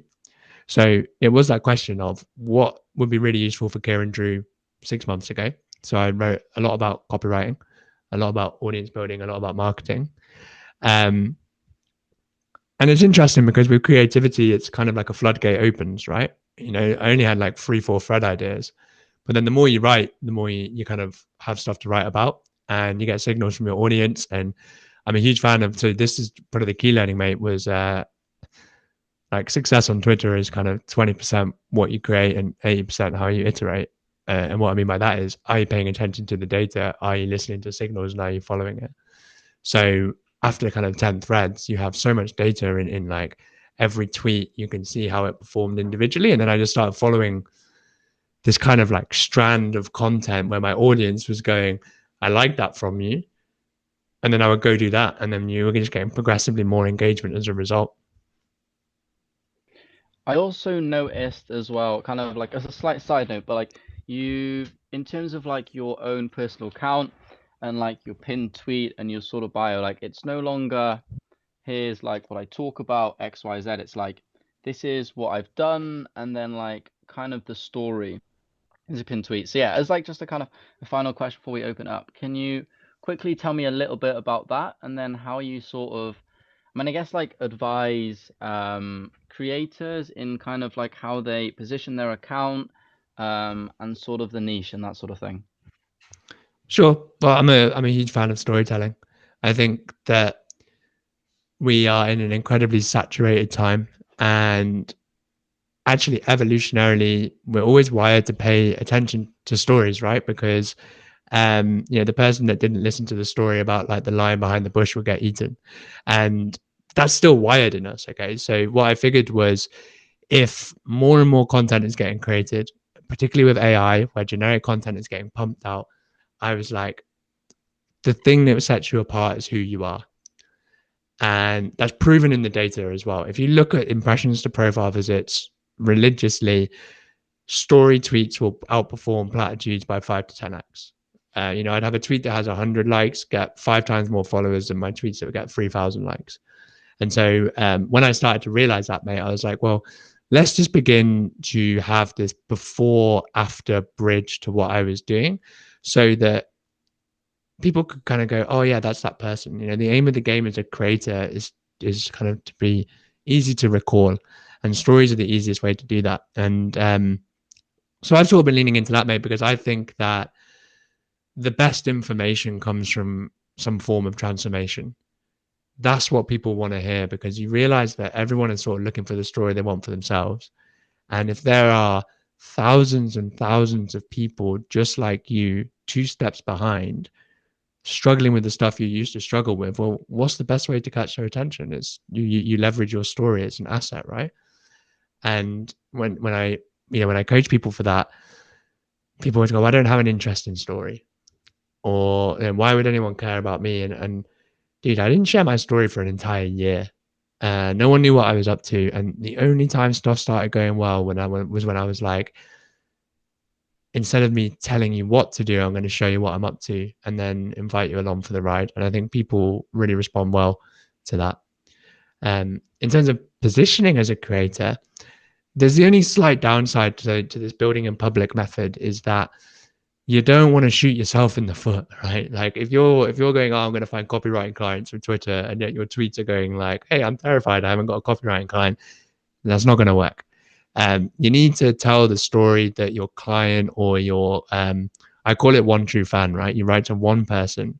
You need to tell the story. It's not about you, it's about them. What do they want to achieve, and how can you reflect that in your own journey? And then you just leverage that point over and over and over, because most people say you don't want to talk about yourself. You are going to get bored of your story way faster than your audience. Like that's what they come for, right? So I only used to mention the dentist thing like once every 8 weeks on my newsletter. And then you would have noticed kind of from February time, it's every email. There would be 4 or 5 core narratives on repeat. And that's when the brand started to get really, really strong, because at a time where everyone is sort of kind of surface level ideas, if you want people to care about what you're saying, wrap it up in a story, and I promise you, people will begin to pay serious attention. Really, really interesting points that I'm gonna go ahead and implement straight away. And yeah, I found kind of the same thing with the stories. I've been experimenting a lot with the sort of the longer form stories, and yeah, not necessarily always the same amount of likes, but like way higher impressions, higher profile clicks than anything else. And yeah, people just seem to love the transformations. And like Aaron Will even was like, yeah, if you want to grow on Twitter, just post a transformation a day, basically. Yeah, and do you know what, mate? There's this quote from Einstein, right, where not everything that counts can be counted. And this is really, really true for stories, because yes, numerically they do perform better. But what you have to appreciate is that writing is how you build relationships at scale. And the way that happens is that if you're someone that, this is why I share a story every single day. So I've been doing this now for 6 months, and it's the best decision I ever made as a creator, to be able to package an idea with a story, because it leaves breadcrumbs for your reader to go from a follower to a fan. And so you can't really measure that, right? You can't measure how much someone knows, likes, and trusts you. But just because you can't measure it doesn't mean that it's not really useful. And so I get very, very grateful for the kind of engagement I get with my audience, right? But I can't tell you how many emails I get from people saying this feels like it was just for me, or someone going, I feel like I know you, or like I really, really like how you're coming across. And I'm like, well, all I'm doing is I'm leveraging a skill, which is the writing, combining that with another skill, which is kind of the storytelling element, and then packaging it up that with my favorite ideas. And I think when you do these things on repeat, it just gives you this chance on like, because we're in such a superficial time, right? Online, like it's all very surface level. And I think the person that decides to take the risk and be a storyteller kind of takes that relationship to another level. And it is a bit of a risk because it is personal content, and like it's so easy for a platitude to flop when you not really care, but when you start talking about yourself and it's crickets, it hurts. But I'm a huge fan of just like play games you could win. It's like, did this idea help one person? And if it does, you've won. And like trust me, like the way you help someone is you show them your story and then show them how you did it. The idea Like, of the transformation is crazy. Yeah, like I've had a lot of success doing that just with like a miniature version of like, oh, 3 months ago I was freelance writing. Now I've quit that because of this, and every single time, like I'm bored of saying it, but it just does well every single time. You're so correct on that point. yeah, and the cool bit is that it evolves with you. So when someone says, I don't have an interesting story to say, it's like, great, go create one. Like, make it happen, because I've just done this, right? Like, no one gives a shit about a dentist that's unfulfilled. It's like, cry more, like, go play golf and drive your Porsche or whatever. But then you quit your job, right? And then you go, well, I don't know what I'm doing, but I'm gonna go prove this thing where I'm like, actually, yeah, the big thing for me was you it only matters, like, you only care about starting from the bottom if you measure from other people's standards. Then when you started getting results, it was like people started going, oh wow, this guy actually said he was going to do something and now he's doing it. And then but also there was a lot of kind of errors along the way. So similar thing, Dylan. I was like, I'm going to be a copywriter. Told the world, like, I've got the tweet, and like, god damn it, I cringe when I read it. I'm like, watch out, world, Kieran Drew is going to be a copywriter. And then like 2 months later, there's a thread being like, hi world, I failed. still got any clients. But the whole point is that a story, like the best story happens in real time, right? And it's like you tell your audience what you're going to do, you document as you're doing it. And yes, at first no one really cares, but if you build in public as a beginner, they will begin to pay attention. And then when you start to win, people will pay you money when you productize your progress. And the stories also compound in the sense that the more good stories you have, the more people want to listen to your stories. And so it can, it kind of like snowballs from there. And we've got a lot of people kind of requesting here. So Marjorie, would you like to kick us off with a question? Yeah, hey Kieran, hey everyone. I have a comment and a question. The comment is that still broke my heart, Kieran, when you were talking right now about your welcome sequence, because I was rereading it and doing copy work with this because I was just launching my newsletter.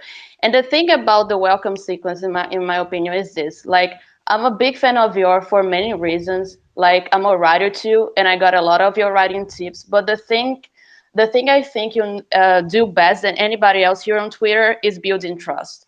So when you get to like the digital freedom number 3, that email that you talk about how your mom got robbed, and you pivot that to show that you're not someone on the internet who's just trying to go after people's money, that is so genius. And at the same time, that I can see what you're doing with it, that you're almost like trying to convince me to trust you, but at the same time you're writing in a way that's so genuine and so heartfelt that even though I see the trick, I still feel compelled and I still believe you, because you are providing so much value with these emails too.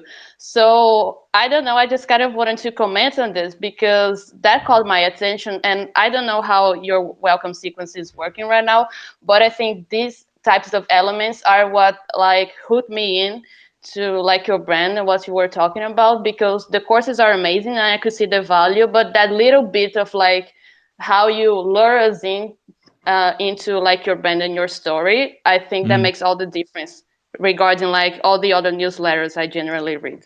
The question is this.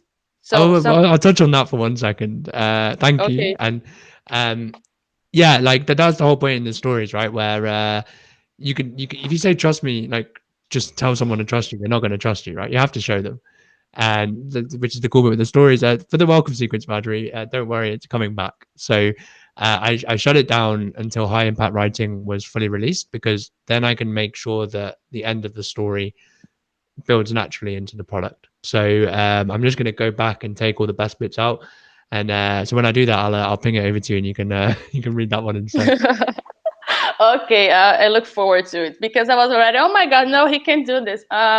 Okay, but the but the question is, another thing you do on your welcome sequence and then your newsletter, you are always reaffirming your position as someone that's going to help you help people not just with writing but also with business. And you do this because you have like the numbers and the results to show. So I wondered, when you were a beginner, how did you position yourself and your offer if you didn't have that yet? Like if someone is like has some experience with writing, but they haven't built a business out of it, how do they craft an offer for people that like it's still compelling, but they are not, they aren't promised something they can't deliver because they haven't done that yet? Yeah, sure. So it's a tough one, right? Because the thing with the internet that I don't like is that some people, you make a little bit of money and then suddenly you're just selling how to make money. And I think it's a bit of a trap, actually, because it's just one big MLM there, right? Someone's at the top just having a good time. But so the way I'm trying to build my business is that, if you notice, when I write about business, I give all that information away for free. And it's not how to build your business, it's how I built my business. And so that's, again, it's a trust building factor where I'm like, what I am saying about writing is working.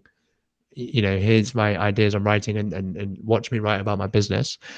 At the start, obviously, I couldn't do that. But you have to just make sure that when you're talking to people about writing, because you kind of forget that people want to learn want to learn the skill. It's not just about making money for a lot of people. So people will come up to me and just say, like, look, I'm not very good at writing. And I position myself as a writing coach early. And I said from day one to these people, I'm not an expert writer. But because I have been posting my ideas online, right? Like, content was my credential, and that's what a lot of people can do. And so in your shoes, I wouldn't be going, oh, I'm going to help make you loads of money, because you can smell when someone is like chatting a lot of shit about that, right? Where there's loads of that on Twitter. It's like, I'm going to make you this 20, 30K a month ghostwriter and stuff. And they've got like 200 followers. I would just be open and honest and be like, look, I have all this experience in writing. You want to get your ideas out there. People want to be good at writing, not just to make money, but to make an impact, to be influential, to be persuasive. I would be focusing on those sort of emotions and those sort of benefits. And people aren't stupid, right? Like, they can do the maths of what that means. If I can, as a writing coach, help you improve and be more persuasive, that will help your business. And you kind of let them do the maths. And then the thing is, Marjorie, with online business, is that momentum creates momentum. So, I sold my first calls. I think he was on recently. I don't think he's here anymore. One of my friends, he was my first coaching client, and he paid $500 for 10 calls. And he's either really nice or really fucking smart, right? So, yeah, $500 for 10 calls, so $50 an hour, right? And on Money Twitter, that's like a sin. But then 6 months later, I was charging $750 for one call. So what I would say is that, like, the start is supposed to suck a little bit, get experience. And what I did consistently for every single client was over deliver. I would go the extra mile for anyone who wanted to give me any money, and I'd make sure they were getting great results, and I would check in with them. I'd make sure every call was banging. I'd make sure every writing critique was really high quality, so that firstly, they all stayed on with me. And secondly, word of mouth marketing is the best form of marketing. Um, so you let your clients work for you then, in essence. So uh, I think it's about zooming out a little bit. It's about understanding the snowball effect, and it's about, yeah, over delivering and focusing on, like, if you can absolutely ace it for one person, then it's just a matter of acing it for the next person, and it just begins to cascade from there. Yeah, that's awesome. Thank you. Yeah, I kind of had this sort of, not necessarily realization, but yeah, as you say, like, word of mouth is so important, and it's easy to keep driving more and more energy towards like get more clients, get more clients, get more clients. When like sometimes maybe like if you just shift to say a big bunch of that energy into like delivering like at the maximum, And then like, although it might not like instantly get you a new client here or there, but then the word of mouth that then generates can just like compound exponentially as time goes on. Yeah, Yeah, and totally. That's how I was sorry. I was just going to say that's why I always talk about you, Tatsuki. Like I've had a great call with you, and then I'm like, if I got anywhere to this point, it's because I've had help from an amazing coach. So yeah. Well, I thank you for that, Marjorie. Yeah, I mean, I was going to say something similar there. It's that whole like, if you can help one person win, they become advocates for you. And the way that I've seen it is that like, if you, when I say treat people like buyers before they buy, if you show that you're happy to help someone a lot before they even, I mean, there's some people, some of my coaching clients are on this call actually, but like everyone who paid for my original coaching thing, which was a $3,000 package, it was a Google Docs thing, right? No sales calls, no DMs, anything like that. Every single one of them said the reason why they bought it was because I was so helpful before the money came in. And I'm not doing that kind of intentionally or like sleazily where I'm like, I'm going to get this guy or girl. But I just feel like if you show that you genuinely care about helping other people win and you care about their success, then they'll care about yours. Aidan, would you like to ask the next question? Yeah, of course. Well, first of all, I just want to say thank you, everyone. Tatsuki, Dylan, Glenn, Kieran, for putting this on. It's been absolute gold. I've already got a bunch of notes here, so thank you guys. Kieran, the question I had for you is, I know you touched on it slightly earlier. I know you're big on finding your one true fan. So I know obviously you had that whole journey, 12 months journey, not really putting in the reps, not seeing much results. I was really curious to hear, when was that moment for you when that reality really hit you of finding that one true fan? And then what was the effective framework you've kind of put together, if that was practically or something that's developed over time, to really build an effective ideal customer profile? Yeah. Well, what happened, Ada, mate, and thank you. It was when I stopped. So like, I bought all the Twitter growth guides, right? And I was like, well, this is going okay, but actually, I'm just writing loads of platitudes. And when I stepped away and realized that it's not about building an audience, it's about building a reputation, I moved into the kind of the copywriting and marketing world. And they always said the same thing, right? Specific avatar. And there's loads of complicated ways to define someone, but the reality is it's about empathy, right? Who can you empathize with the most? And so to me, that seemed quite obvious, where it's like, well, there's the difference between easy and hard marketing is how similar the person you sell to is just like you. And so then I was like, okay, well, the framework we're going to follow is to serve your shadow, i.e., look at your past experiences, find the biggest pain points, the biggest problems, and then start solving them in public. And if you haven't got anything to do, then you position as a curious explorer and you say, well, I've got XYZ I want to achieve, and I'm going to document the journey and I'm going to share what I'm learning, because you only need to be 2 steps ahead to begin to help someone 2 steps behind, right? In terms of defining who that person is, I think the big mistake is that people focus on demographics when really it's psychographics, because online we band together based on how we think and feel. And so the way that you begin to pull people into your world, if you want to have like this attraction marketing as opposed to chasing, is that you need to speak to them and them directly. And what unites people? Well, there's a couple things, right? We're all united by fears, what we worry about the most. We're all united by dreams and desires, right? What we want to achieve. And if you understand that everyone is telling themselves a story, and what is a story? A story is you're in one place and you want to go to the next place. If you get crystal clear on the story that you're telling, so I call it the success story framework. It's where are they at point A? What are their pains, problems, and the fears that that's causing? And then what is this transformation that they want? And if you can work out what that transformation is, then actually your only job as a writer is to help them go from point A to point B. If all of your content in some shape or form approaches that from different angles to help your reader, A, overcome their obstacles, B, to show them that their objections aren't real, because most people can believe that you can do it, right? But the big question in copywriting or content creation is not to show that you can do it, It's to show that they can do it. So you need to adjust the rejections. And this is where stories come in, because it's really easy for me to say to someone, oh, just be consistent. It'll all work out.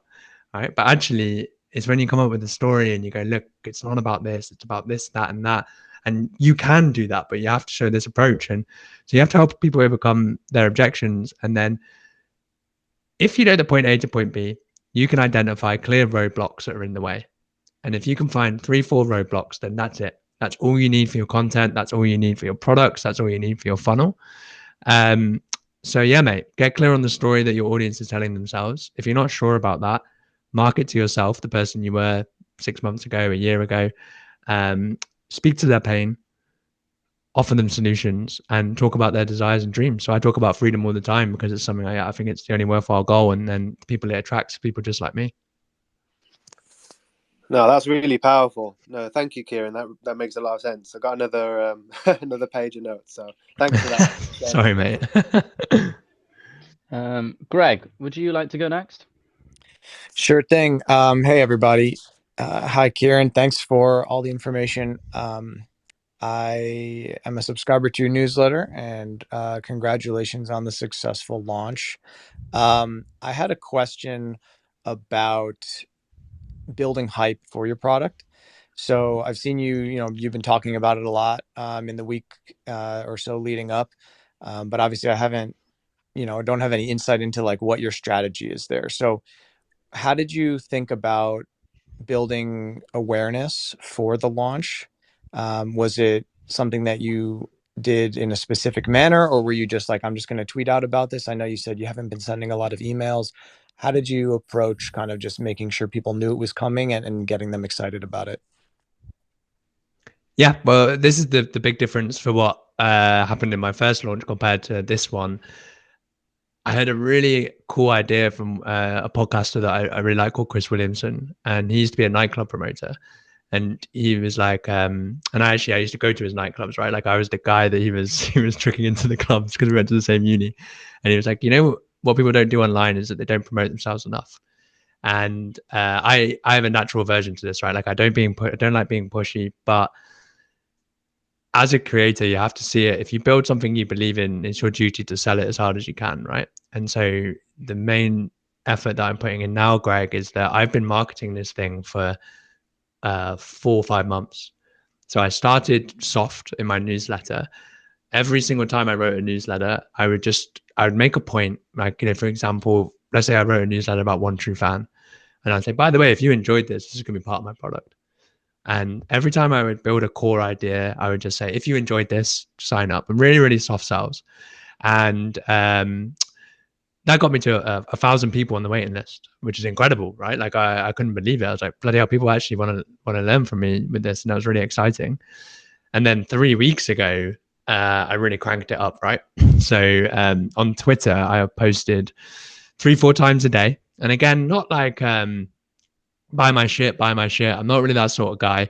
I believe that if you're going to sell, before you sell anything, you must teach.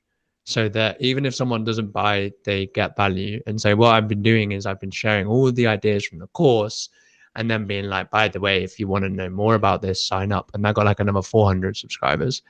And what you're focusing on here, Greg, is anticipation. It's tension, right? The more you get someone to look forward to something, that's kind of what people want, right? Like it's like psychologically, if you're going on holiday, it's not actually the holiday that's really good. It's the thing that it's looking forward to. It's the journey there. Same thing with products, mate. If you can orchestrate excitement, if you can engineer anticipation, then when you come to launch, it's not, oh, do I want this? It's like, fuck yeah, finally. I can't tell how many people have said, like, when you release this thing already, and it's like, trust me, I want to. I want it to be just as done as you. But that's the point, right? And so it was soft selling for a while, tweets to build hype, and then actually what I've been doing on the newsletter is storytelling. So during the week on Wednesday or Tuesday, you got 3 emails, and this followed. I'm a big fan of storytelling and emails, right? And I'm actually following a 3-part structure, which is what all stories are. You have kind of the setup, the rising action, and then the conclusion or the resolution. And so that's actually what happened with the emails, right? The first email was the setup. Being a creator is great. It's all about freedom. Do what you want, where you want. Second email was then the action, which is AI and generated content and like generic content, sorry. And then the conclusion was, well, if you want to buy the product. And this sort of stuff is really powerful because I'm not throwing stones or saying names at people, but like some people's marketing is so like shit and superficial where it's just they just blast you with emails that are like, oh, buy my stuff or else you're a loser and you're gonna fail and you're never gonna escape your job. And I'm more kind of like, let's tell you a fun story. Hopefully you enjoy it. And that alone got another like 250 people to subscribe to the waiting list, that 3-part email. And now it's just, if you are going to release a product, you have to be willing to keep your foot on the gas until you're done. Which has been something my girlfriend has been very helpful for, because like I've been there going like, I'm done, like I'm toast, I can't market myself anymore. And she's like, no, look, you said you were going to do the thing, so you finish this on Tuesday. Like for example, like, you know, it's sunny in England and that doesn't happen often. And yesterday when I was having a beer, I was like, oh god, I've got spaces. And girlfriend's like, you still have to go because it's all marketing, right? So anyway, it's kind of like a side tangent, but the thing with a product, mate, is kind of like you're an athlete, right? You know, an athlete will prepare for years for like a 20-second race. You kind of have to view it like that, where it's everything is riding on 4 days. And if you want it to go well, it's all about the pre-sale and the hype you build. So long answer there, maybe. Hopefully that's useful. No, it's great. I love how your girl keeps you in check too. That's been a common theme throughout the space today, which is hilarious. But I have one more question, if that's okay, gentlemen. Do you mind? Yeah, go for it, man. Yeah, so one thing that you do that's really interesting, Kieran, in your emails is you have, you know, basically a selfie at the end. And I think that's, I know you've talked about that before, and that's a kind of a unique thing. I'm curious about, you know, on Twitter, how important you think it is to kind of turn the camera around, and whether it's posting more pictures, or getting into video. Uh, how important do you think it is in terms of just like going forward, especially? Like really making yourself, putting yourself in the front, and making it as personal as possible through the use of multimedia. I think it's very important, mate. I think that you could probably get away with not, right? Particularly a couple of years ago. Yeah, one thing that's a bit of a shame is that the people who started audience building like 5 years ago, like you could be a monkey with a keyboard and do well, but the competition is so much fiercer now. And with the kind of level of AI content and stuff, the only way you're going to set yourself apart is like a human connection, right? This human touch behind your content. The unfortunate thing about writing is that it's the hardest medium to build that, because you don't have a face. They don't know how you sound. They don't know, like, it's hard to get your humor right and stuff. And so if 90% of people in your niche are just posting tweets, if you're the person that's able to take a risk and maybe put yourself out there a bit more and put a face behind your name, what happens is that when you know how someone speaks, when they begin to read your content, they start reading it in your voice. And that's really cool, because like, if anyone's taken my free courses, they know that I'm taking the piss quite a lot. And occasionally I'll do like a sarcastic email. Like even my email this week, at the end of it, I signed off saying this was actually written by AI. And we got like responses from people being like, how, oh my God, this is actually AI generated. And I was like, oh my God, sarcasm just doesn't come through on writing. But when you've shown yourself on video, people can then, when they read your content, they're like, I can see it. I can see how he's speaking. I can see that smile on his face when he's doing that. I think that goes a long way, mate. And it is riskier. But if you want rewards, you have to kind of crank the risk up a little bit, right? Thank you, brother. Congrats again. That was Cheers, mate. that's a huge little pointer that I'd never really thought about, because obviously like I held a space with Aaron Will, something like this, and then like the next day I was reading his tweets and I was literally reading it in like a Valley's accent, and I was like, oh my God. Like I didn't clock what it was. Like I commented, I was like, I literally read this in your voice. But I'd never thought about, yeah, the more you do that, the easier it is. And like as long as like your writing aligns somewhat with how you speak, then the easier and easier it gets for people to do that. Which is, yeah, massive point. And Jeff, would you like to go ahead and go next?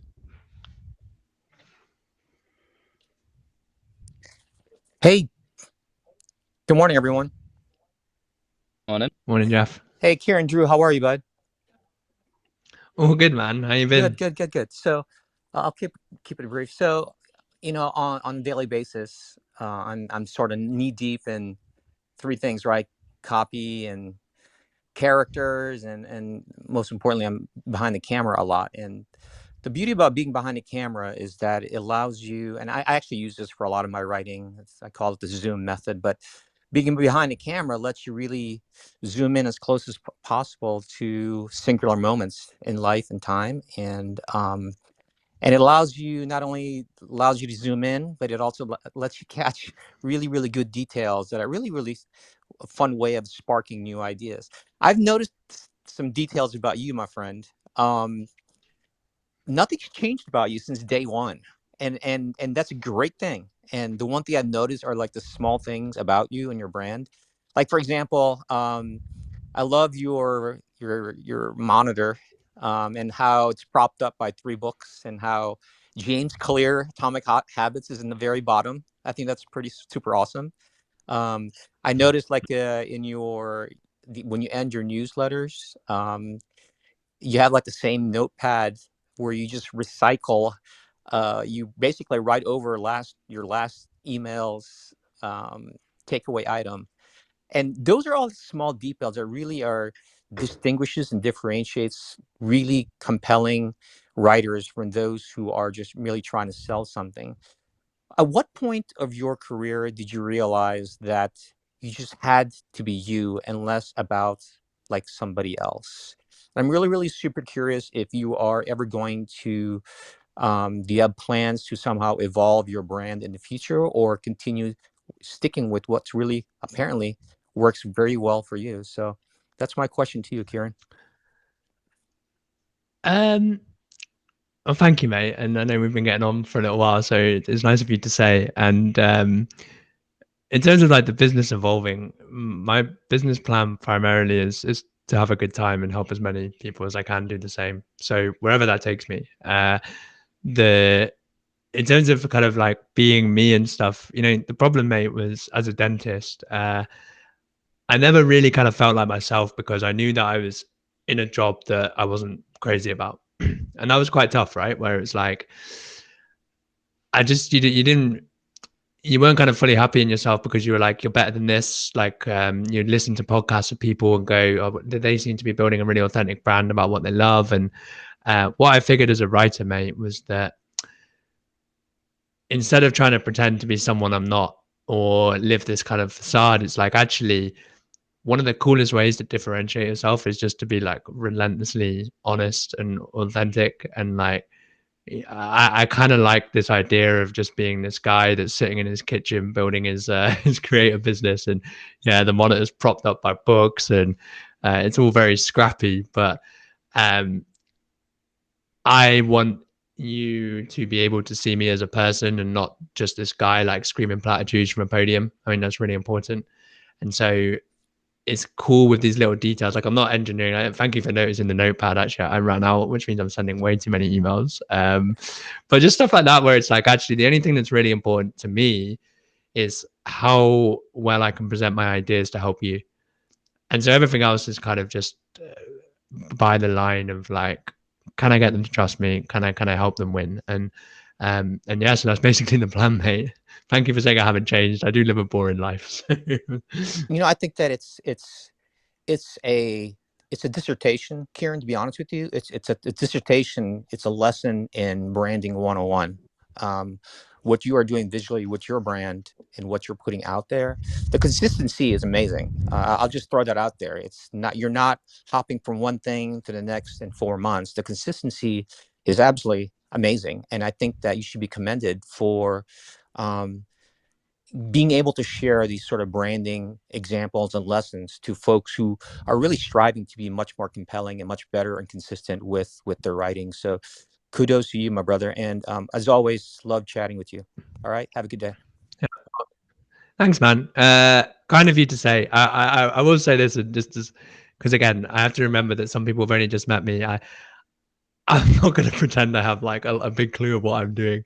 I seem to have stumbled on a lot of ideas that have worked really well when you combine it with leverage.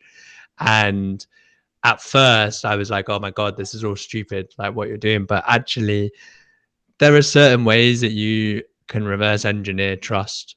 And that's the first and foremost, right? The question that's on my mind always, it's written on my whiteboard right next to me. It's what are you optimizing for? And it's relationships first, revenue second.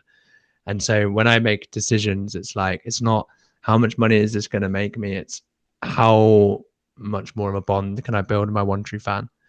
And that's been a really cool decision making framework, mate. If I'm trying to pick between A and B, it's always, does this strengthen relationships with my reader? And it's a long term play, but it begins to pay off over time, right? Because it's not just money that compounds; it's trust and how you're perceived. Just a quick little thing to add there as well. I feel like you're not bigging yourself down a touch there, because I mean, like, in order to stumble across something that works with leverage, like, you've got to be stumbling first, right? And so, like, you spent a long time sort of doing that stumbling, doing the stand-up comedy. I don't know, maybe you were on OnlyFans for a bit. And but then, so, like, although you stumbled across like the thing that works with leverage, like, you spent a hell of a lot of time stumbling and kind of took the risk to stumble in the first place as well. Yeah, cool. Thank you, man. And yeah, the OnlyFans thing, that's actually going really well. Like, so there's no stumbling there. Nice. All right, Sam, would you like to go next now? Hello. So, Kieran, this question is about building in public. Can you let us know what the right way to do that is, what the wrong way to do it is, and maybe you know some things about it that are helpful that the rest of us might not know? Sure, I can give you my principles behind it, mate. Shameless plug. This is a bonus module in my new product, which is for sale this weekend. But the wrong way to build in public. There's two ways. Two things that I think are primarily wrong. The hardest part about sharing your story is the progress posts, right? Because there's a fine line between a humble brag and looking like a tit. And my rule of this, right, if you don't want to look like you're just getting off on your own journey, is that when you are building in public, you have to remember the story is not about you, it's about your reader. So anything that happens, it's about what can I share to help the person behind me. That's a really cool way to do it, because then suddenly you can do the whole humble brag and post about wins, but it's always, there's like a motivational message behind it, right? There's inspiration, there's fears, like what you overcome.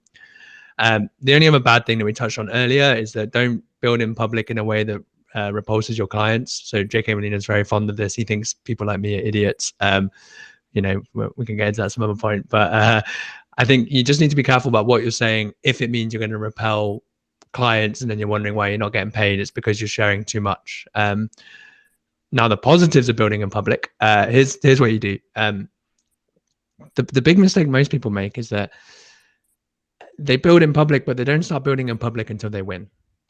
And actually, success doesn't make a great story, struggle does, right? And so what you want to do is actually you want to publicly announce what you're going to achieve, because when you do that, you invite, people can't help but pay attention to a good story, right? Because they're either like, this guy's going to fail or he's going to do something cool. And that's fine for you as well, because you don't really lose, right? You either win or you have a story that you can then turn into content, which we'll touch on in a moment. So announce something like, this is what I'm going to do, invite people along for the ride. Then the problem with building in public is consistency. And what happens is you get a big dopamine rush, like, this is what I'm going to do. And then you're like, oh God, does anyone actually care? And you're not getting the results. You know, it was a bit embarrassing and all these sort of things. Constraints, right? You set a cadence that you are going to check in with your audience. So for me, it's the monthly business review, where every month it's revenue, costs, failures, right? Plus for example, you might say it's like a weekly check-in with your audience, whatever, just something that forces you to do it, right? The next sort of commitment then, mate, is that you need to turn every experience into an event. And what I mean by that is like, as soon as something happens, and you can kind of wire yourself to think like this, it's not great, one post, let's move on. It's like, how can I approach this from every single angle to help my audience win? And so, you know, after this product goes out, I'll probably have 10, 15 pieces of content, emails, giveaways. I want to do a full case study, and that all goes to my audience for free. And so this is an idea from Jack Butcher called Sell Your Sawdust, right? One thing has happened. How do you turn that one thing? How do you multiply the impact by 100?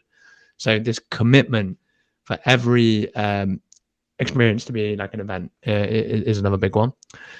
Another core point is the easiest way to differentiate yourself when everyone is pretending to be someone they're not is to be relentlessly fucking honest. And so people just they resonate with that really well, where everyone's talking about their wins and you're talking about your fears, and everyone's talking about progress and you're talking about mistakes. I think it's a really endearing way to show that like you are human as well and that you have flaws, and I think that done repetitively over time works out really well.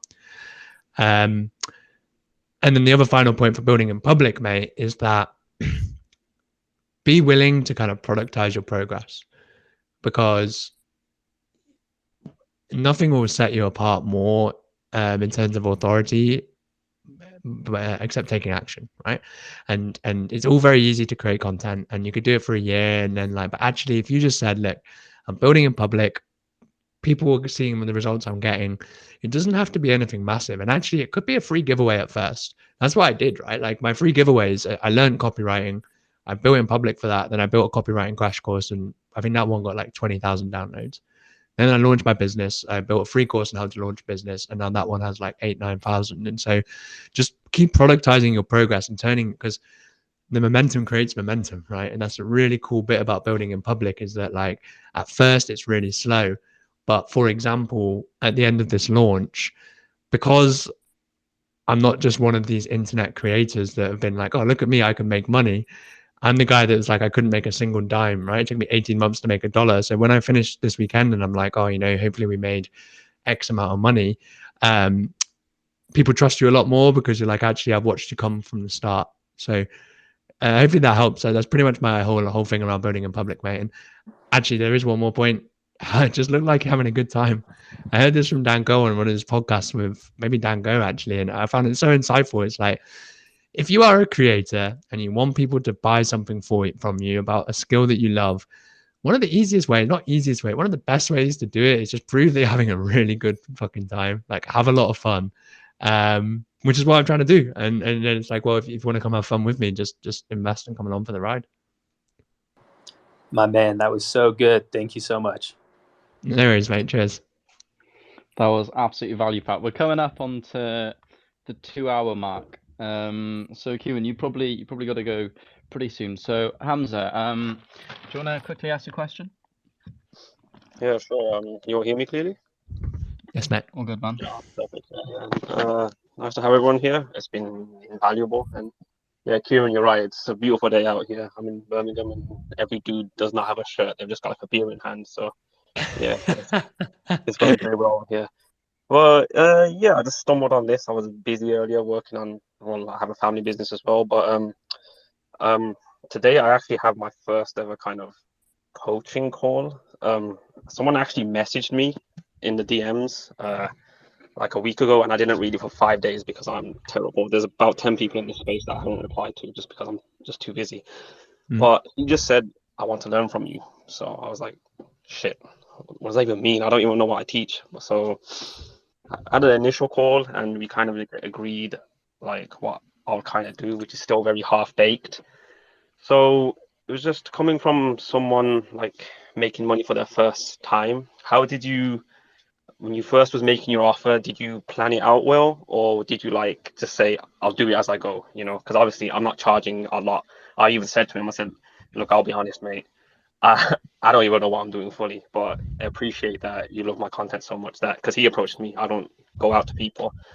So yeah, so main question is, how much did your offer evolve in the first few like iterations, and how did you get like the pricing? Did you do anything specific, or did you just go like, I'll move this here, and see how people react? Thank you. It's funny, right? Because everyone on Twitter, like, I think, walks around with 100 million offers in their hand, right? Talks about the perfect offer, and I spent like months planning my perfect offer, right? And it has to be a smash hit one and all that.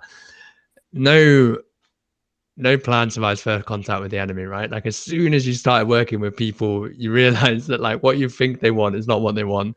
And so you don't build a business on paper, you build it on the people themselves. So I'm a huge fan of messy action here, mate. I feel like so mine completely evolved, right? It completely evolved. Like I literally hopped on calls for free. People started telling me their problems. I then began to position myself as a solution. So this guy, if he's coming on a call for you, the thing with coaching, mate, is that most people don't want coaching to be taught. They just want coaching to be reminded. And so literally, this guy's going to come on, he's going to tell you their problems, right? What they're struggling with. And you're going to realize that you actually do have a lot to say on these things because you've solved it yourself.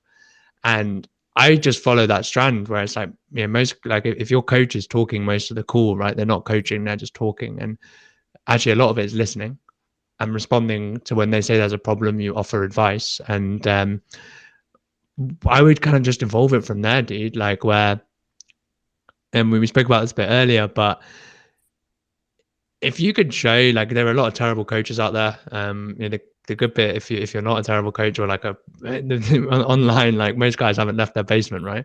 And so if you could just show that you're like friendly, empathetic, understanding, you give clear advice and just really basic things. So the reason why my calls ended up being $750 an hour was because I had a set process where basically if someone paid for 60 minutes, they always got 90 minutes, right?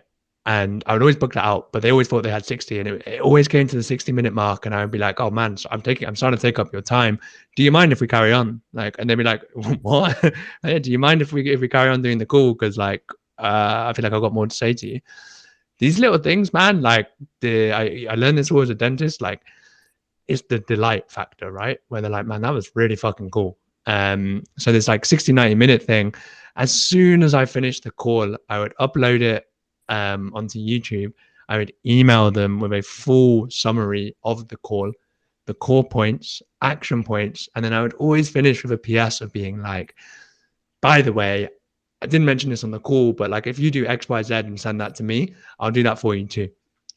And these are kind of like little things of over delivering.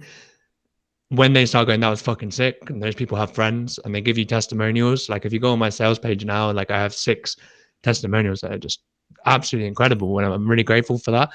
This stuff is just because you made a commitment to over deliver from the start, mate. So I'm sure you'll be absolutely fine if this guy is paying for your time. Just make sure you're listening and responding well to what he's saying. Perfect. Thank you so much. Kieran, how much more time do you have? You probably got to shoot, don't you? I could maybe do like 15 more minutes. And then 15 more I'm actually looking outside, like what the clouds are like. It's still sunny. I could do 15 more minutes. Yeah, man, it's gorgeous over here as well. All right, great. In that case, Bappy, when he loads in, I'll ask him to go. Just one thing on the last thing you mentioned there. So you said you'd send over like the full YouTube, like the YouTube video of the call, and then like the notes. And then you said like one thing, like if you need anything or like ask anything. What was that? What was that last little comment that you just ended with there? Yeah, so the way that you so I again learned this from dentistry, right? Where because everyone hates you as a dentist, right? You know, like you're on the back foot straight away, and the way that you kind of help people really get on with you fast is that you give unexpected bonuses, right? Unexpected things. They can be really small. And so what I done with my clients, mate, was like if they come on for a clarity call, which is what it was, you know, talk about business, talk about audience building, I would just send them a thing and go, do you know what, man? Like, go rewrite your bio, go write your next thread, and email both over to me, and I'll send a video critiquing it. And you know, completely free. It's cool, right? And it got a little bit tiring, but it also then, you know, and funnily enough, I would do it, and then most people would reply and be like, "Can I pay you to do this more?" And of course, that's how I made a lot of money. Was just I just critique with writing. So it's just thinking, you've had the call, you've given this advice to someone, and it's like, can you just reassure them that you don't just disappear into the wind after you've taken their money? It's like, look, I'm here.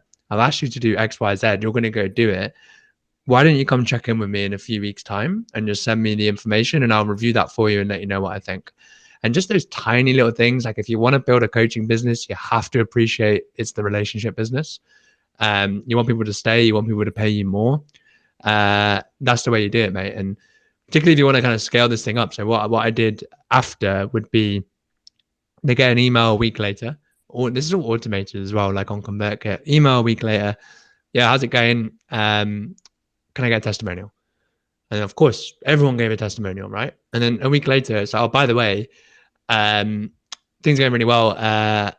I'm increasing my prices later, but you can always lock in at this cool price. Just you have this discount code when you're ready to speak again, if you want to speak again.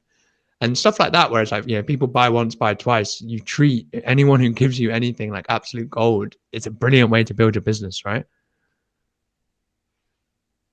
Huge advice. Thank you so much for that. Bappy, would you like to go next? Sure. Sure. Thanks. And absolutely loving everything you're saying, Kieran.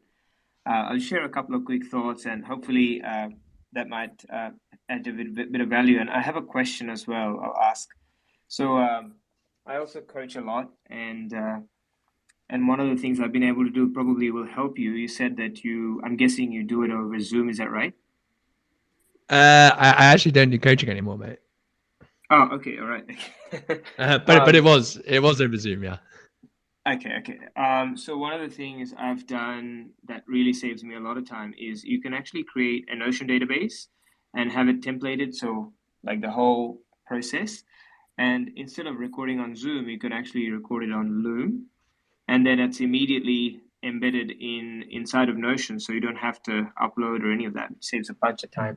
But yeah, first of all, I just want to thank you so much for everything that you've been sharing. This has been absolutely amazing.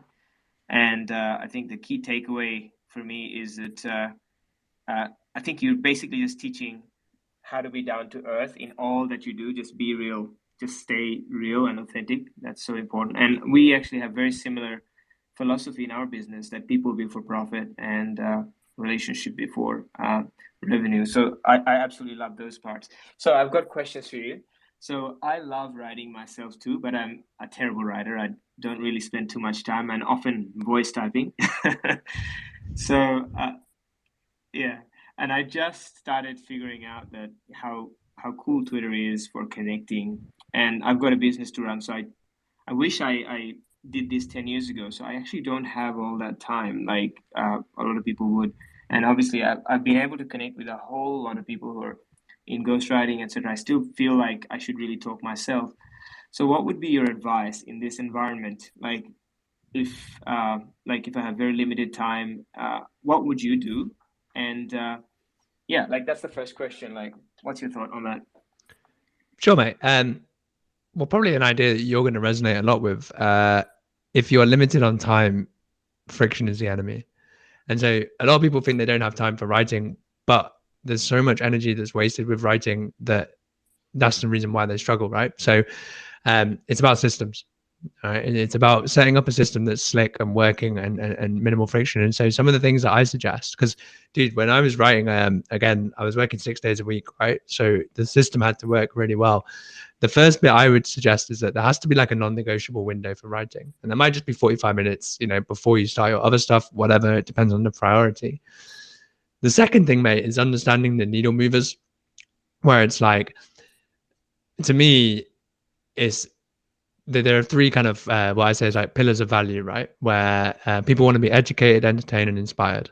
And so if you could just do those three things every day, and that's your commitment, i.e. 3 tweets, story-based, personality-based, education-based, and just get good at those three first, right? Because then it's a game you can win, right? It's just 3 tweets a day. You just schedule them out. As you could put your reps in there, you're going to start generating more ideas to expand into long form depending on your time. But the one thing that helped me the most is batching, where like, I don't know what your process is at the moment, but as a writer, particularly if you're tight on time, you need to run yourself like an employee. And so I have every single day, I have standard operating procedures, right? Today is Monday. So Monday is like tweet day, ideation day. And so I literally follow a checklist where I'm like, every day I know what I'm doing. If I ever have to ask the question, what am I doing next? There's friction in my routine. And so it might sound really silly, but I'm a huge fan of this idea of marginal improvements. And so like when that's all running slick and you know what you're doing every day, and it'll be like all first drafts on one day, then second drafts on the other day, because suddenly you're not wasting time with context switching, because that costs a lot of energy. I feel like you can get quite a lot done with tight time frames from that side of things. The other thing that I did when I was a dentist and I really didn't have much time was that I would make sure I had maximum energy to what gets most output, which is the writing. And so, stuff like engaging, obviously it is important. Obviously it's a network and stuff, but I would never do it when I'm fresh, right? That would always be a lunch break at work for half an hour with constraints. And then in the evenings, it was always, right, if I've only got an hour to write in the morning, that hour needs to be spot on. I should like tea bags out, lunch made, like document open. All these little tweaks repeated over 2 to 3 years, I believe is the reason why stuff is going quite well now, is because everything runs really slick. And again, you sound like you're a big fan of Notion. Stuff like that's really helped for me, mate, where I used to be like copy and pasting from Google Docs and all of this, when now my whole business runs on Notion. I hired a VA that bought back like an hour of my time, where basically I was like, okay, I'm writing all my tweets on Notion and I'm copy pasting it over to Hype Fury. And it's like, well, actually, what if I pay someone, I pay her double what she asked for, but it's still only like $7, $8 an hour to go copy paste it for me. And so now there is no friction for content creation. I have one page on Notion. I write all my tweets, all my threads, all my emails. I click one button and then the rest happens without me. It's all uploaded, scheduled, ConvertKit, all that stuff happens without me, so that I have most time writing. So a really cool exercise, mate, is this like leverage audit, where if you go through your day and just think like, what can I eliminate, delegate, automate, or systemize? And the systemizing thing is like, can I at least write a checklist and remove the friction? That's all I can suggest for you, mate. That is incredible. Yeah, look, I'm a massive fan of systemization. Our entire business is systemized, and I've systemized to a point where now I don't even look at any task board. This might help you if you already. We have a team of like, I think 15 VAs.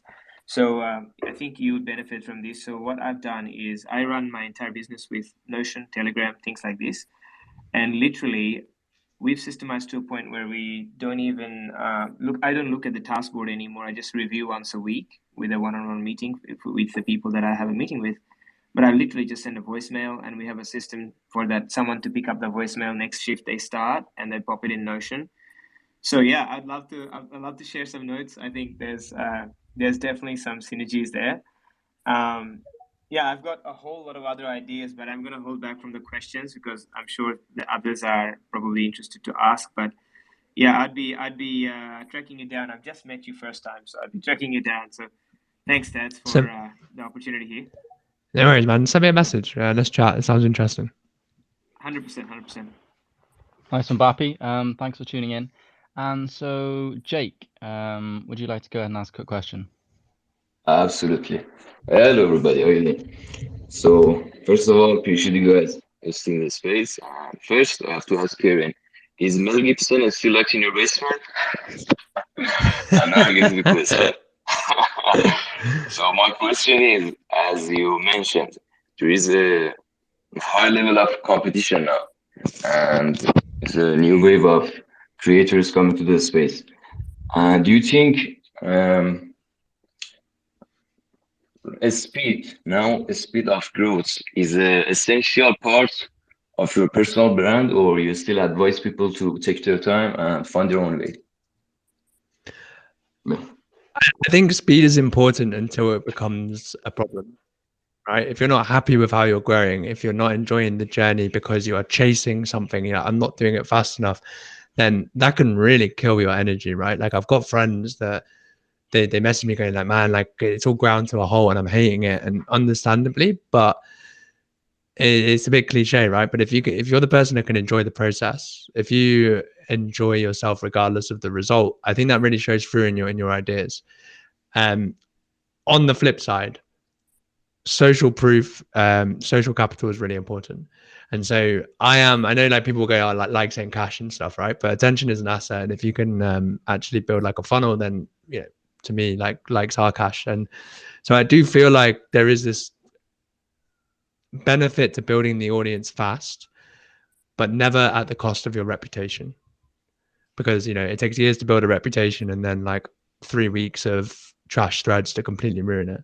So, first and foremost is what are you optimizing for? Never ruin your reputation. Always prioritize relationships with your reader, and then focus on quality, mate. Because yes, speed is important, but at the end of the day, there's a lot of saturation with creators. First and foremost, one way to win is to keep playing. So when I started, I'm in the writing niche, right? And I remember looking and going like, how the hell am I ever going to compete with Dickie Bush, Dan Coe, all this stuff, right? And I'm not like, obviously I'm nowhere near these people and like Justin and stuff, but at the end of the day, man, like the creator who plays the longest wins. And just by sheer persistence, it's not like a miracle cure, but in 2-3 years time, if you just focus on the process and zoom out, most of your competition is gone.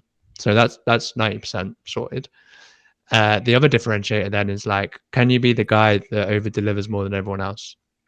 So one problem I realized was that I was never going to grow faster than Dickie or Justin or any of these people, right? You can't catch up. If you understand compounding, it's literally it's a loser's game if you try to keep up with people that are ahead of you. So I started to change the rules, right? Where I was like, okay, well, if I can't compete on revenue and I can't compete on audience size, can I compete on value?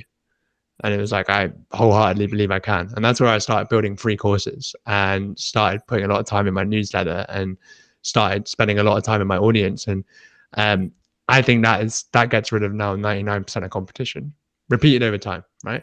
So focusing on value, persistence, helping people win, you know, showing that you care more about their success than your own. And then the rest is just reps, man. Amazing. Appreciate it, man. Thanks a lot. Thank you so much for that, Kieran. Just to kind of slowly wrap up, you've mentioned like quite a few times that like copywriting is like the number one skill as a creator, and I was wondering like what were your three, or like what were your favorite books that really helped you with that? Yeah, I mean, before the copywriting book, right, you touched on it. If you haven't read Almanac of Naval, like that is pretty much the only book you're going to need to build your creative business. Like it's just full of gems. If you then want to dive into the copywriting world, I think boring letters are bad. I think that's just like a Twitter meme, really. Like I think most of that is reading about personal development. Joe Sugarman, all right. So ad read copywriting handbook. Joe Sugarman will teach you about concise communication. You then have cash advertising, and the thing I liked about cash advertising, whilst it is a little kind of glib, it will show you that you need to crank the dial with your marketing. So this is a big part of my product, which I know that you've kind of gone through a bit, mate, but you have to sell yourself. And as a copywriter, as a creator, it's like most people, they aim for authenticity and then they miss the mark because like if you're not being big and bold, no one will ever see your stuff. And so cash advertising shows you that, where it's like actually you need to crank up the language to get people to care. My favorite book is actually this one called The 10 Commandments of A-List Copywriters by this guy called John Bajakovic. So not many people know about this one. It's brilliant. 10 tips, basically everything you need to know about copywriting. Very succinct book. And I'd recommend everyone pick that up because no one really speaks about it, but I think it's brilliant. Awesome. Well, one of the things is that people say like, I'll get the classic copywriting books, and like for example, I've just finished Breakthrough Advertising for this sales page, and it was brilliant. But if I read that a year ago, I wouldn't understand it. I feel like newer books, like there's books like The Art of the Click and stuff. These are much easier to read. They give you the fundamentals, and you don't need to be some like crazy copywriter to be a creator, but you do need to be able to get people to care, and that's about writing with emotion and being understanding like how to hook and hold attention. So I wholeheartedly believe that every creator needs to spend 3 months diving into it, or if someone has spent 100-200 hours putting together some resource that talks through it step by step and it's called high impact writing, you might check that out instead. This is actually exactly what I was gonna pivot into. I was gonna say, you mentioned at least 6 books there, and if anyone does want kind of copywriting aimed at a creator, like within the course, like he starts off going through your niche, then short form content, long form content, accelerating your authority. like a Twitter toolkit, your writing routine, how to build in public, like story threads, and like all of those sections are just concise, like 10-minute videos, no fluff, along with like 4 fleshed out Notion worksheets where you can literally work along. And it's not like when I find good courses, it's like you're always like trying to take notes. You're like half watching, half taking notes. But what I love about this is that like you've written out all the notes from the call underneath every single one. So I literally just copy and paste, stick it on my Notion, and then once I finish with a module, go into the worksheet. So yeah, if reading like 600 books sounds boring to you and you prefer to just do a course, then a High at Kieran's High Impact Writing might be for you. Yeah, thank you, man. And one thing, like I got a lot of messages recently just saying like, is this for me? I mean, it's kind of the biggest thing, right? When you go to make a purchase. And I will say that like, it's not for everybody, but I have built this product to be exactly what I needed 18 months ago, right? As a struggling creator who wanted to build a business around their ideas, didn't really want to like spend the whole thing freelancing and selling my time, wanted to make an impact by writing online. And so what I've done, I can like wholeheartedly say that I've probably worked the most with creators who want to write out of like all my competition, right? I've made sure I've solved every problem that they faced and that I've faced. So like you said, we started at that point A where it's, if you're struggling with your niche, here's a different way to think about it. If you're struggling with who you write to, here's an easier way to think about it. And then, yeah, just talking through like building up from short to long, and huge element of like storytelling and stuff. I do, one of the aims of the product, and again, like this is the only bit I really want to sell myself, is that I wanted to make sure that if you were to pay $300, that it's worth at least like 100 times more. And I wholeheartedly believe that, right? Because it's the system that's helped me make 6 figures in a year, and that's just the start. So, so yeah, like I don't know, you've taken it, mate. Hopefully you found it really useful around the writing stuff. And if you enjoy like psychology, copywriting, storytelling, and sort of the philosophy around creating, like I did put in quite a bit about how to write consistently, how to play the long game, how to enjoy the ride, all that sort of stuff, then yeah, it'd be cool if you check it out. Yeah, man, it's been absolutely awesome. I haven't even actually got that far into it because it got me thinking so much. It was like kind of rereading the value, like, oh my god, what are we like? What are we doing? Or like, where do I go, kind of thing. So it's been great. Really got me thinking, and all the things to apply. And so now to kind of like wrap up, and I asked like the question that like everyone hates being asked, but like, what would your kind of your key takeaways you'd like to kind of leave people trying to build a 6-figure creator business? Yeah, okay. I think that probably the most important part is action is the answer. Like it's so funny, but I remember worrying so much about how I was going to make money, but I hadn't built something to sell.